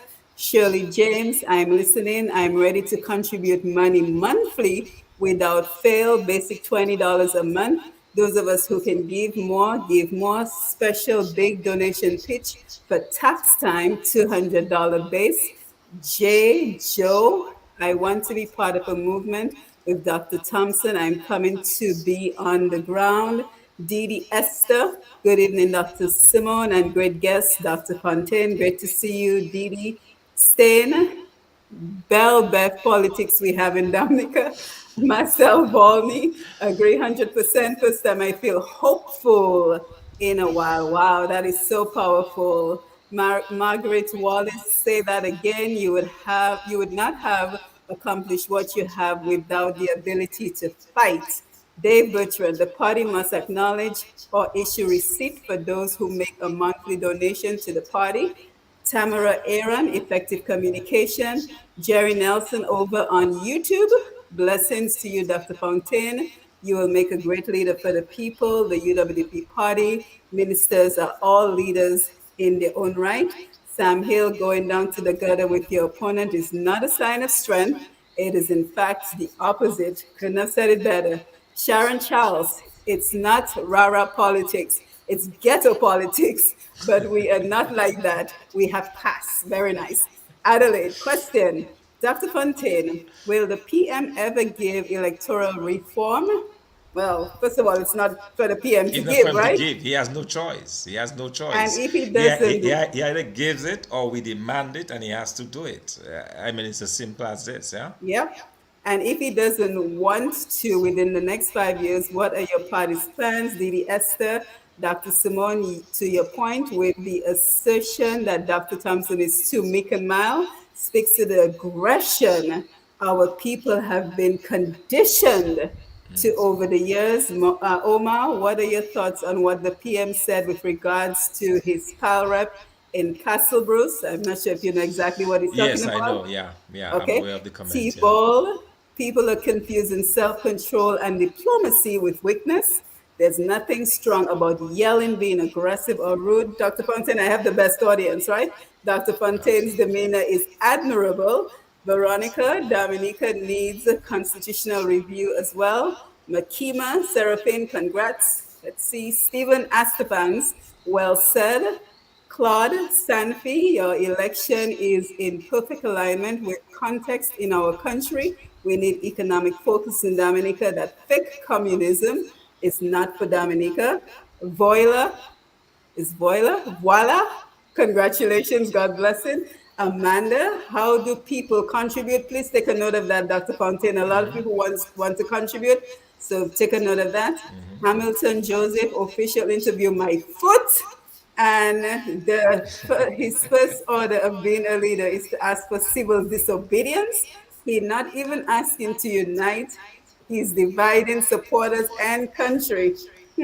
I'm just reading the comments of the Fontaine. Yeah. Ask Thompson, based on our suspension of scary plan to become president and try sealing himself in the presidency for life. As leader of the main opposition, how will he react to stop such plans to scare it? I'm going to pause here, Dr. Fontaine, for your responses. Yeah, wow. I'm truly infused by the several comments and suggestions and also just the various things. Let me just talk about a little bit about some of those. The question about my first call is for civil disobedience. That's not true at all. My first call was to unite the people of Dominica. because I believe that we are too divided. That was my first call that I made. The question of civil disobedience was in the context of electoral reform.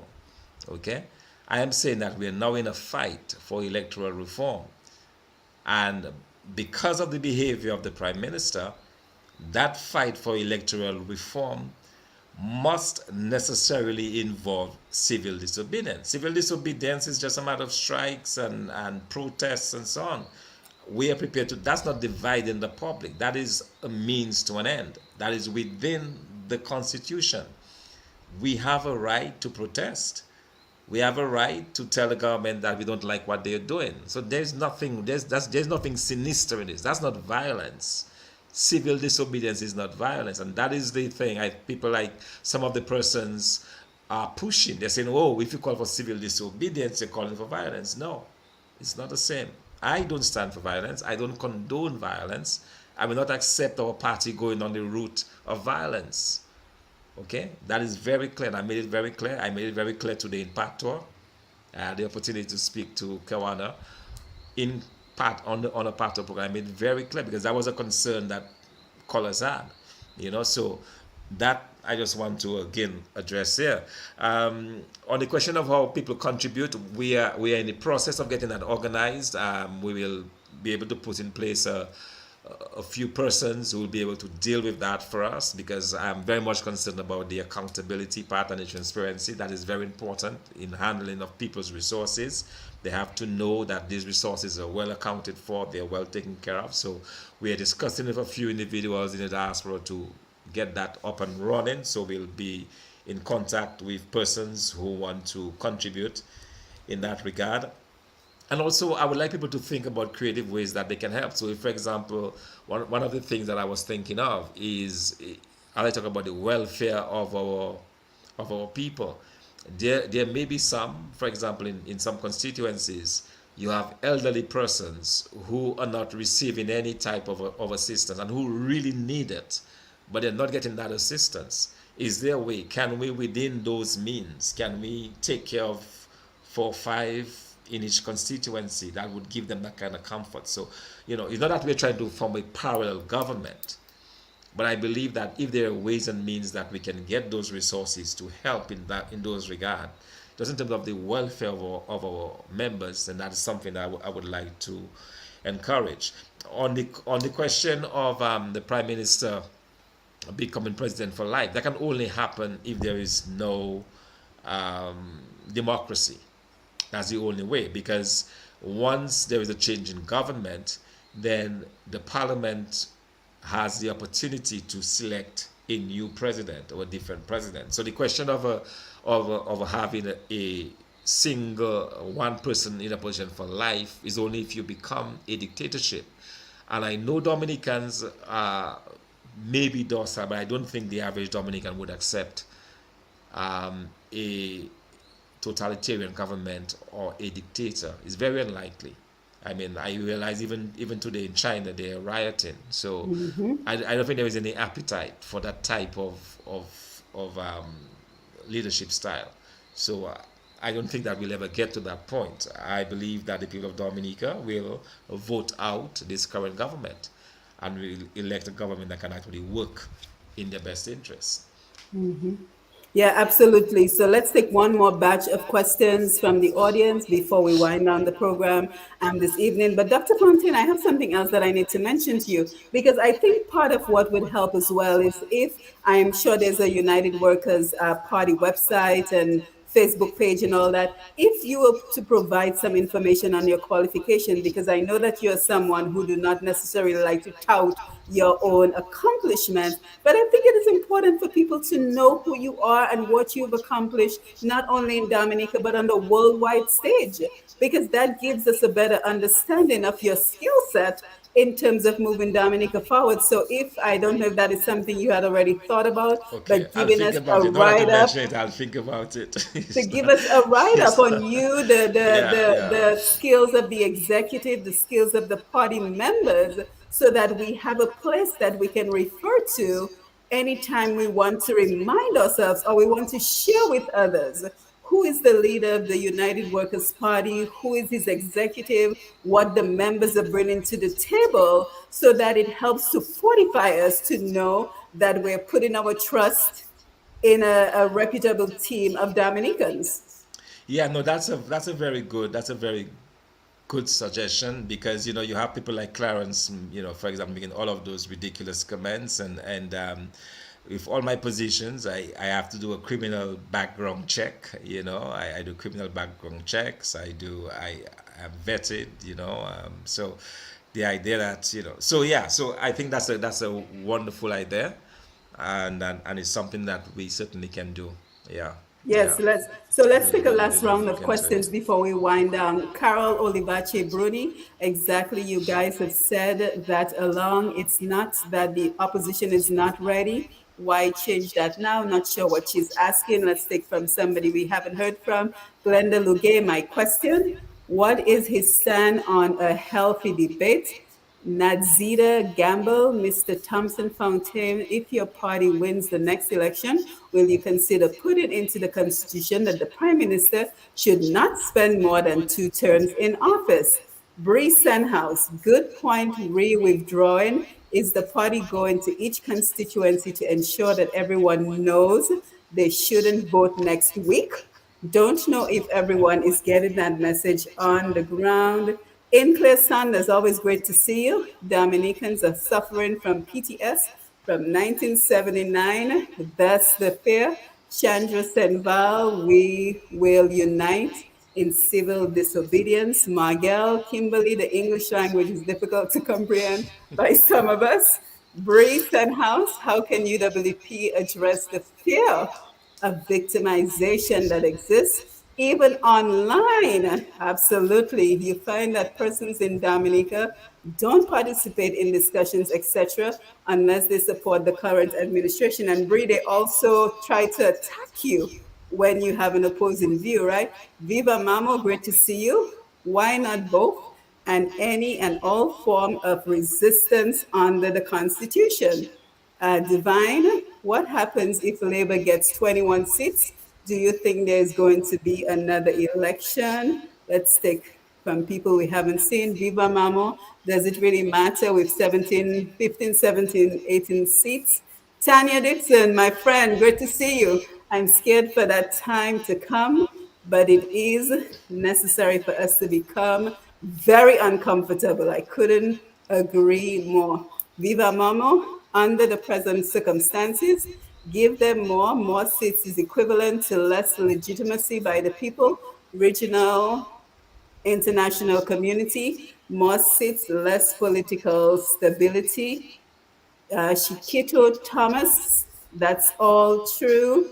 Someone we haven't seen. Oh, let's make sure we block this person who's trying to send inappropriate images. So just give me a minute, Doc.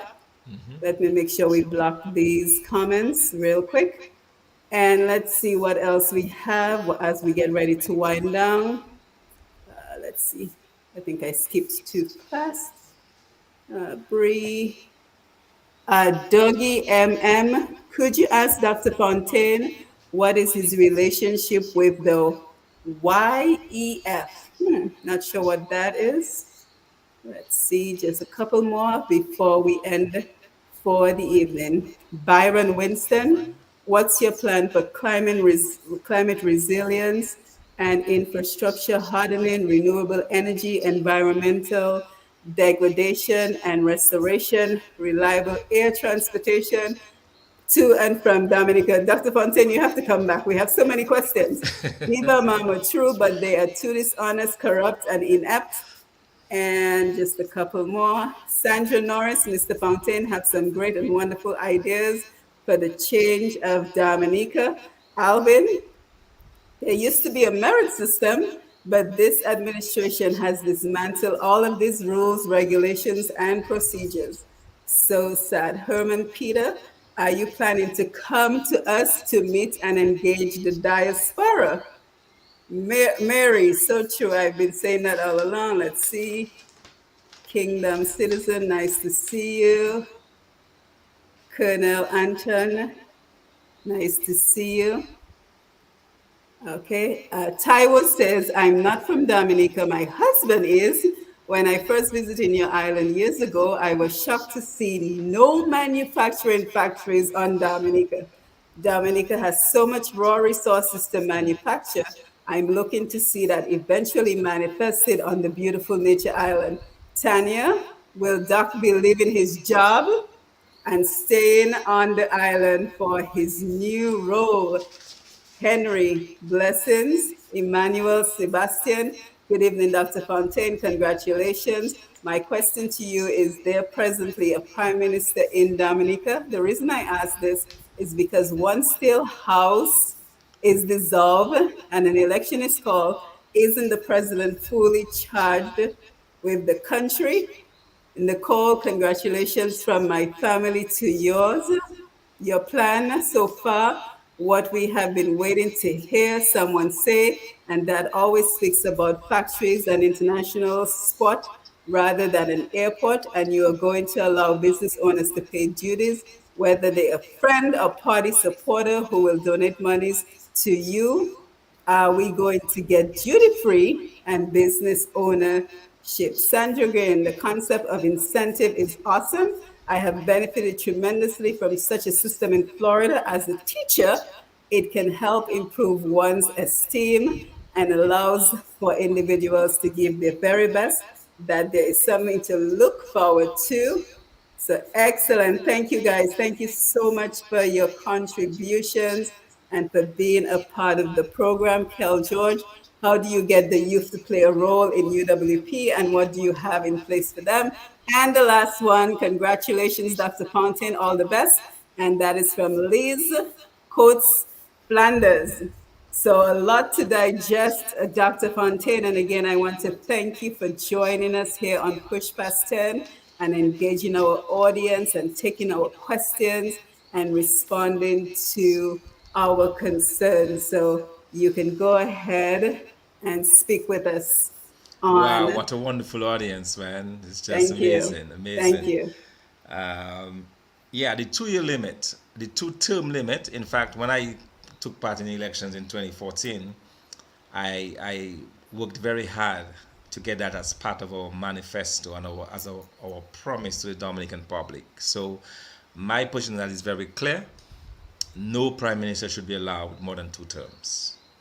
So as a leader of the party, I'll continue to push that. That will be part of our platform, the 2 term limit. I think that's very important. I think 10 years is more than enough time to make your mark or to leave your mark. If after 10 years you're still there struggling, you probably should not have been there in the first place, which is what I believe of this current prime minister. The fact that after 20 years he's still feeling his way should not have been there. Um, on the question of the fear of victimization, and that is true. You hardly find people engaging in a discussion. So, for example, if I am on Q95, which is viewed as sympathetic to the United Workers' Party, you hardly ever find somebody from the opposite side calling to challenge you. It does not really happen often, and similarly, I was on DBS today. Most of the persons who were calling in were persons who, I based on their questions, I suspected they were sympathetic to the Dominican Labour Party. So you barely have those exchanges. So what you have is that UWPites talk to UWPites, Labour rights talk to Labour rights. You hardly have this free flowing exchange, and that's why I believe, and that's why I'm looking forward to this All Doors initiative, because we'll be talking. I want to talk to labor rights or people who support or who are sympathetic to the Labour Party. I want to understand what their thinking is. I want to understand why it is that after all of those years of the lack of progress and no movement in the country and all of those failed promises about an international airport, why it is that you still support this government. I want to hear from them, and but for people to come out publicly, it is very difficult, and that is a very sad thing. The question of the party taking all 21 seats, it is okay. To me, there is no difference between 21-0 and 18-3. With 18-3, you have the 75% that you need to change the constitution. you can do anything that you want. So everything that you can do with 18.3, oh sorry, everything you can do with 21.0, you can do with 18.3. So it does not change the dynamic one bit. But what it will do is that it will shine a very strong light on the on this particular government. It will shine a very strong light on this government's lack of electoral reform and their squashing, if you like, of democracy. And that to me is very, very important. Now, on the question of, get my other questions too, yeah. On the question of I've written some of them down here. Whether the plan is to meet and engage the diaspora, that is certainly something that we will be doing as time goes along. I mean, for now, the focus is locally in Dominica, but there will come a time when we'll begin to reach out to the diaspora. But for now, the conversation has to be with the people on the ground here in Dominica. And the question is, do I leave my job and stay in Dominica? Yep. I did that before. That's nothing new. I walked away from a very promising career at the IMF in 2013 to come to Dominica to be a part of this electoral process. I've done it before. The fact of the matter is I can very easily get work. I mean, it's not a problem for me. In terms of getting consultancies, even when I was whilst in South Sudan, I was constantly getting consultancies, 6 weeks, 3 months. So things that you can do in place. So that will continue. So that's not an issue. I mean, I love the work that I was doing. I'm doing currently in terms of conflict mitigation and getting people to agree who fought and killed each other and so on, and to see the country build, from almost from scratch, to build institutions. When I went to South Sudan, there were no governors, there were no local government, there were no mayors, there were no county commissioners. Now all of that is in place. There was no government. Now you have a government, you have ministers. So just to see the growth and so on, it's very, very rewarding. But as I said before, and I've said on numerous occasions, for me, the task in Dominica is worth it. I was born in Dominica, so my allegiance, my first love is for Dominica, and that is where I want to put my energies. That's where I want to put my efforts. And living the job is an easy thing. It's really an easy thing to do. It's not a problem for me to do it and to really focus on this task, because that is a full-time job, really. To do all of those things that we want to do, to talk to people, to just be around them. They like you to be with them. I mean, Yes, absolutely. even when you stay on the radio, they don't like that. Why are you on the radio? You should be there with us in the ram shops and so on. So yeah, so I get it, and that's where we will be. The question is, and that's a very important question about whether there is a prime minister. Now there is a separation. There's a separation of the powers between the parliament, the executive, and the executive. So the prime minister, he heads the executive branch, that is the ministers and so on. And then there's a parliament. Parliament is dissolved. So the opposition members, the senators, and all of that is gone for now. What is in place is the executive branch of government. So they are allowed to continue the work. So the ministers will continue until there are elections and you have this new government. So the prime minister legitimately is allowed to remain as the prime minister. Now, what could happen is that as the executive authority in Article 53 of the Constitution allows, the president can decide if there is a state of emergency or if there is some major disaster or something happens, and even in these conditions, that's what we were asking him to do. In fact, when we met with the president a few days ago, we tell him to use his executive authority and suspend this government. It has been done in other countries. It happened in Grenada in the 1980s when I think it was the governor Paul Schoons who suspended the government, and he became the executive authority in that country. okay, because the country was in crisis. So we're saying that it can be done in this case, but under the normal operation, when there are normal elections taking place in the election cycle, the prime minister continues until the election process is completed. So for example, if we had, say, if the nominations during on the 18th of November, if there were 12 seats that the government had uncontested, even then they would have to wait for the end of the process, which is on December 6th. And it's only then the prime minister would then start his new term. Um, the question of the youth, I'll be honest with you, this is the one that is probably giving me the most thinking, I think, and the one I'm prepared to spend the most time on, because I realize that all of those efforts that we are doing now would be in vain if the youth are not allowed to benefit. And at the same time, if they're going to benefit, they should be involved in the process. So the big question for us is, how do you get more youth involved? How do you get the young people? And I can tell you, they are completely scared.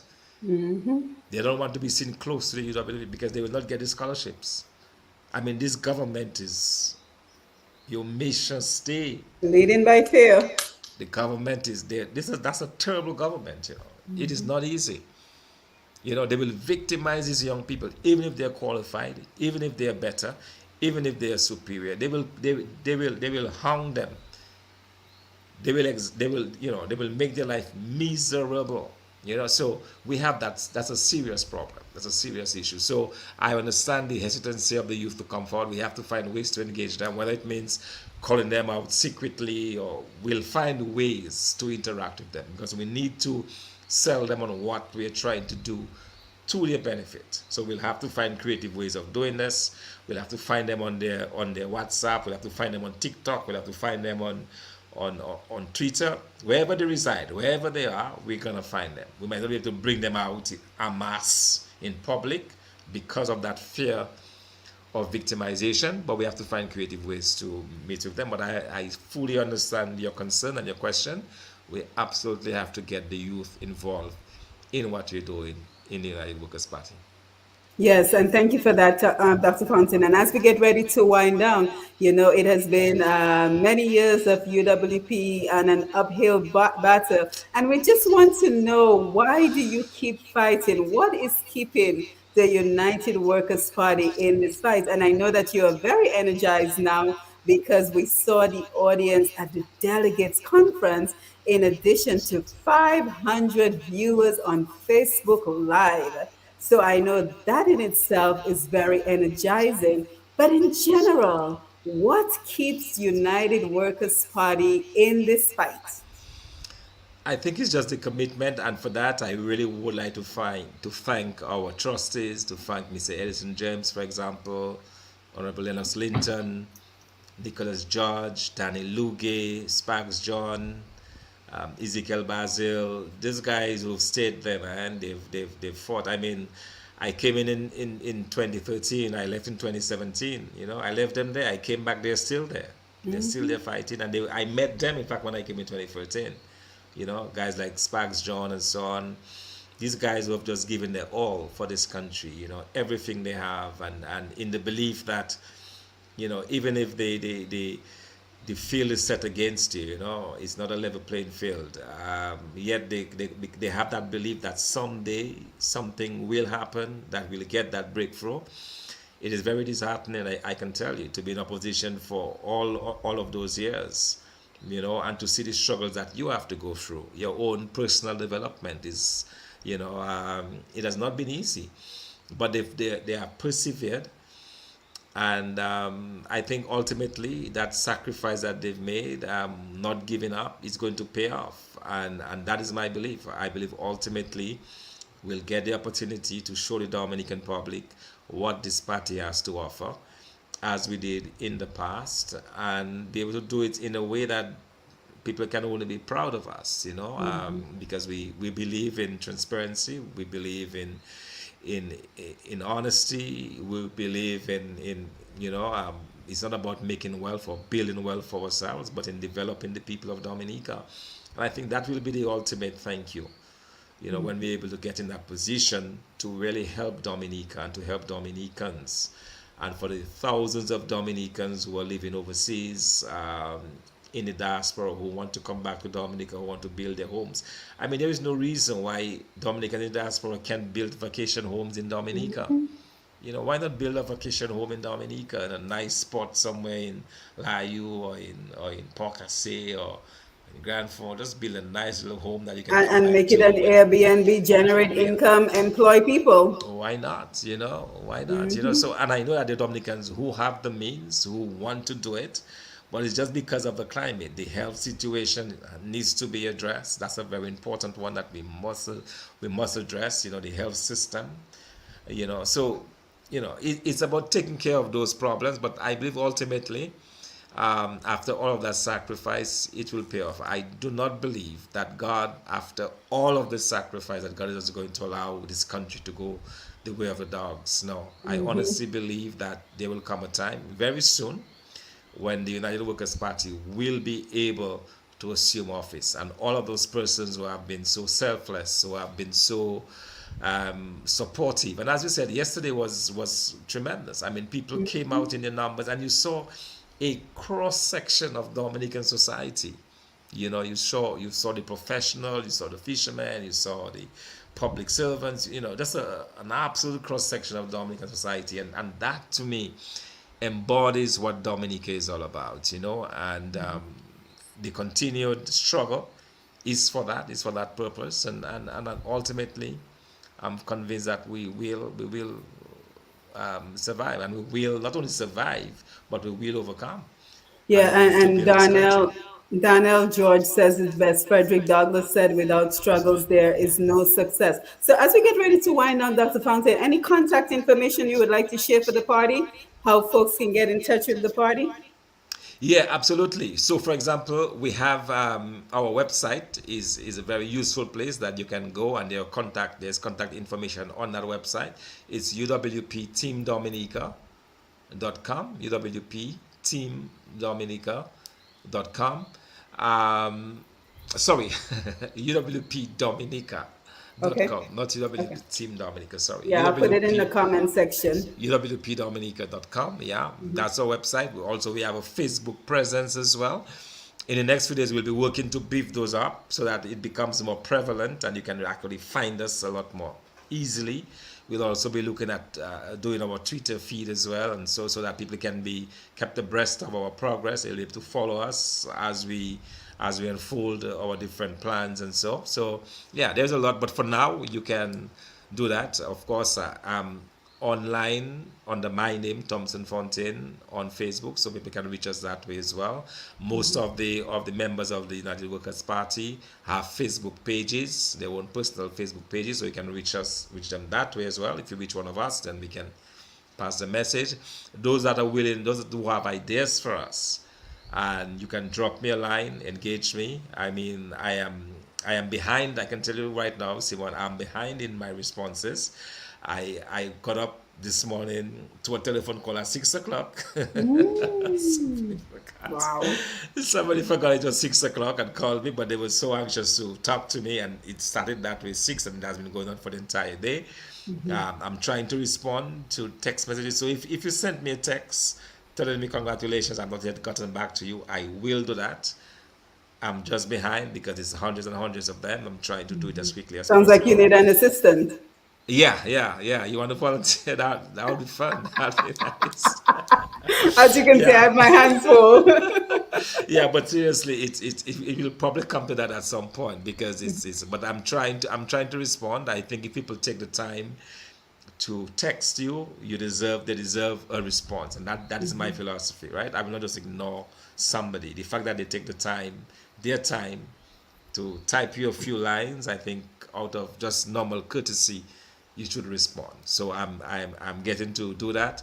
If you have something to offer in terms of a suggestion, something that you want to contribute to the party as well, drop me a note. We'd love to hear from you. So Yeah, so Simon, thanks for the opportunity. A lot of faithful supporters of ours tonight who've supported the party over the years, who've given up their time, their energy to help, just to help in whatever way. I recognize some of those names. I thank you guys for really supporting us and for being there with us. We are on the front lines, but it is just as important to have this army behind that support. It makes so much difference, so much a huge difference when there are people who care about the party, who care about Dominica, and who are prepared to sacrifice along with us. So, Yes. just reach out to us, and yeah, we'll be happy to stay in touch. Yes, well, Dr. Thomson Fontaine, we wish you all the best as the new leader of the United Workers' Party. And we want to thank you again for joining us here on Push Past 10 to do this interview to inform and to educate our people on Push Past 10. Of course, I am Simone Matthew, and we want to thank the audience, our incredible audience, for your contribution. We hope that you will continue to follow and support the work that we do to move Dominica forward. And Dr. Fontaine, if there's one recommendation I could provide is to stay visible, stay present on social media, even if you're doing work on the ground. Let us out here. You know, how many thousands you had told me of us are in the diaspora? Something like 200,000. Yes, You know, I yes, always at come to you least. for my stats. Yeah, So if you guys are always wondering where I get my yeah, statistics from, now you know. So yes, yes. in terms of continuing to engage with us, and right here on Push Past 10 with our 19,000 visitors a month, we would love to continue to do the work that you have started in Dominica. So again, we want to thank you for being here, and we encourage you to share your final word as we wind down the program. Well, mine is just to say thanks. Thanks to all of you. Thanks for your incredible support. There are many, many persons who supported us, supported me on social media, who expressed their view as to who the leader of the party should be. And for those of you who call, I know persons who call their friends in Dominica to encourage them to vote for me. So I'm truly appreciative of that. I am not underestimating the efforts of the diaspora in my own success to get to the head of the party. I hope I don't plan to disappoint you. To use the same work ethic that I have developed as a young child, having to go to the garden before starting school, go and fetch water before school, or change the animals, check out the trap to see if you caught a manicle the night before, and so on. Doing all of that, and just the work ethic that I have, and I can put towards now, in that particular work of restoring Dominica, restoring hope in our country, and building this country. I just want to thank all of you for your support, and I really want to encourage you to support the United Workers' Party, all right? We need your resources, we need your inputs, we need your ideas. Don't hesitate to reach out. We will respond to you. And let us just continue to build, all right? Let's continue to build together and work towards a better Dominica, because I believe ultimately we all love this piece of rock, and ultimately is ours to build. So let us work towards doing that. Yes, thank you so And to much. you, So Simon, what can I say? Big thank you. Thank you so much. Thank you so much for taking the time and for inviting me. And I promised you a long time ago that you'd be my first official interview. And I'm really happy that we could do that tonight. And I just really want to thank you. yeah, and I think it speaks volume, Dr. Fountain, that you wanted your first official interview to be on a social media platform, because it speaks of your willingness to embrace technology, your willingness to be open to different ways of doing business. So again, congratulations. Thank you for joining us. I try to get some rest. I know you have another packed week, and you know how God knows how much longer you will have to keep pushing through those days and nights. Yes. So try to Yes, get indeed. In some fact, rest. just to mention our press conference, our first Yes. official press conference is taking place tomorrow. All of the team, the leadership team, will be present at the press conference. It starts at 11 a.m. in the morning. It will be carried live on our page, on the Facebook page. So, as well as the different, emo and so on, DNO will be carrying it. So, we encourage all of you to listen in as well. Yes, yes. So thank you. Have yourself a wonderful evening, and we will be sure to continue to follow your progress. All right. Thank you. Thank you Thank you. so And thank much. you, Have a good everyone, for night. joining us. Thanks. Bye bye. All right. Take care. Good night. All right. Good.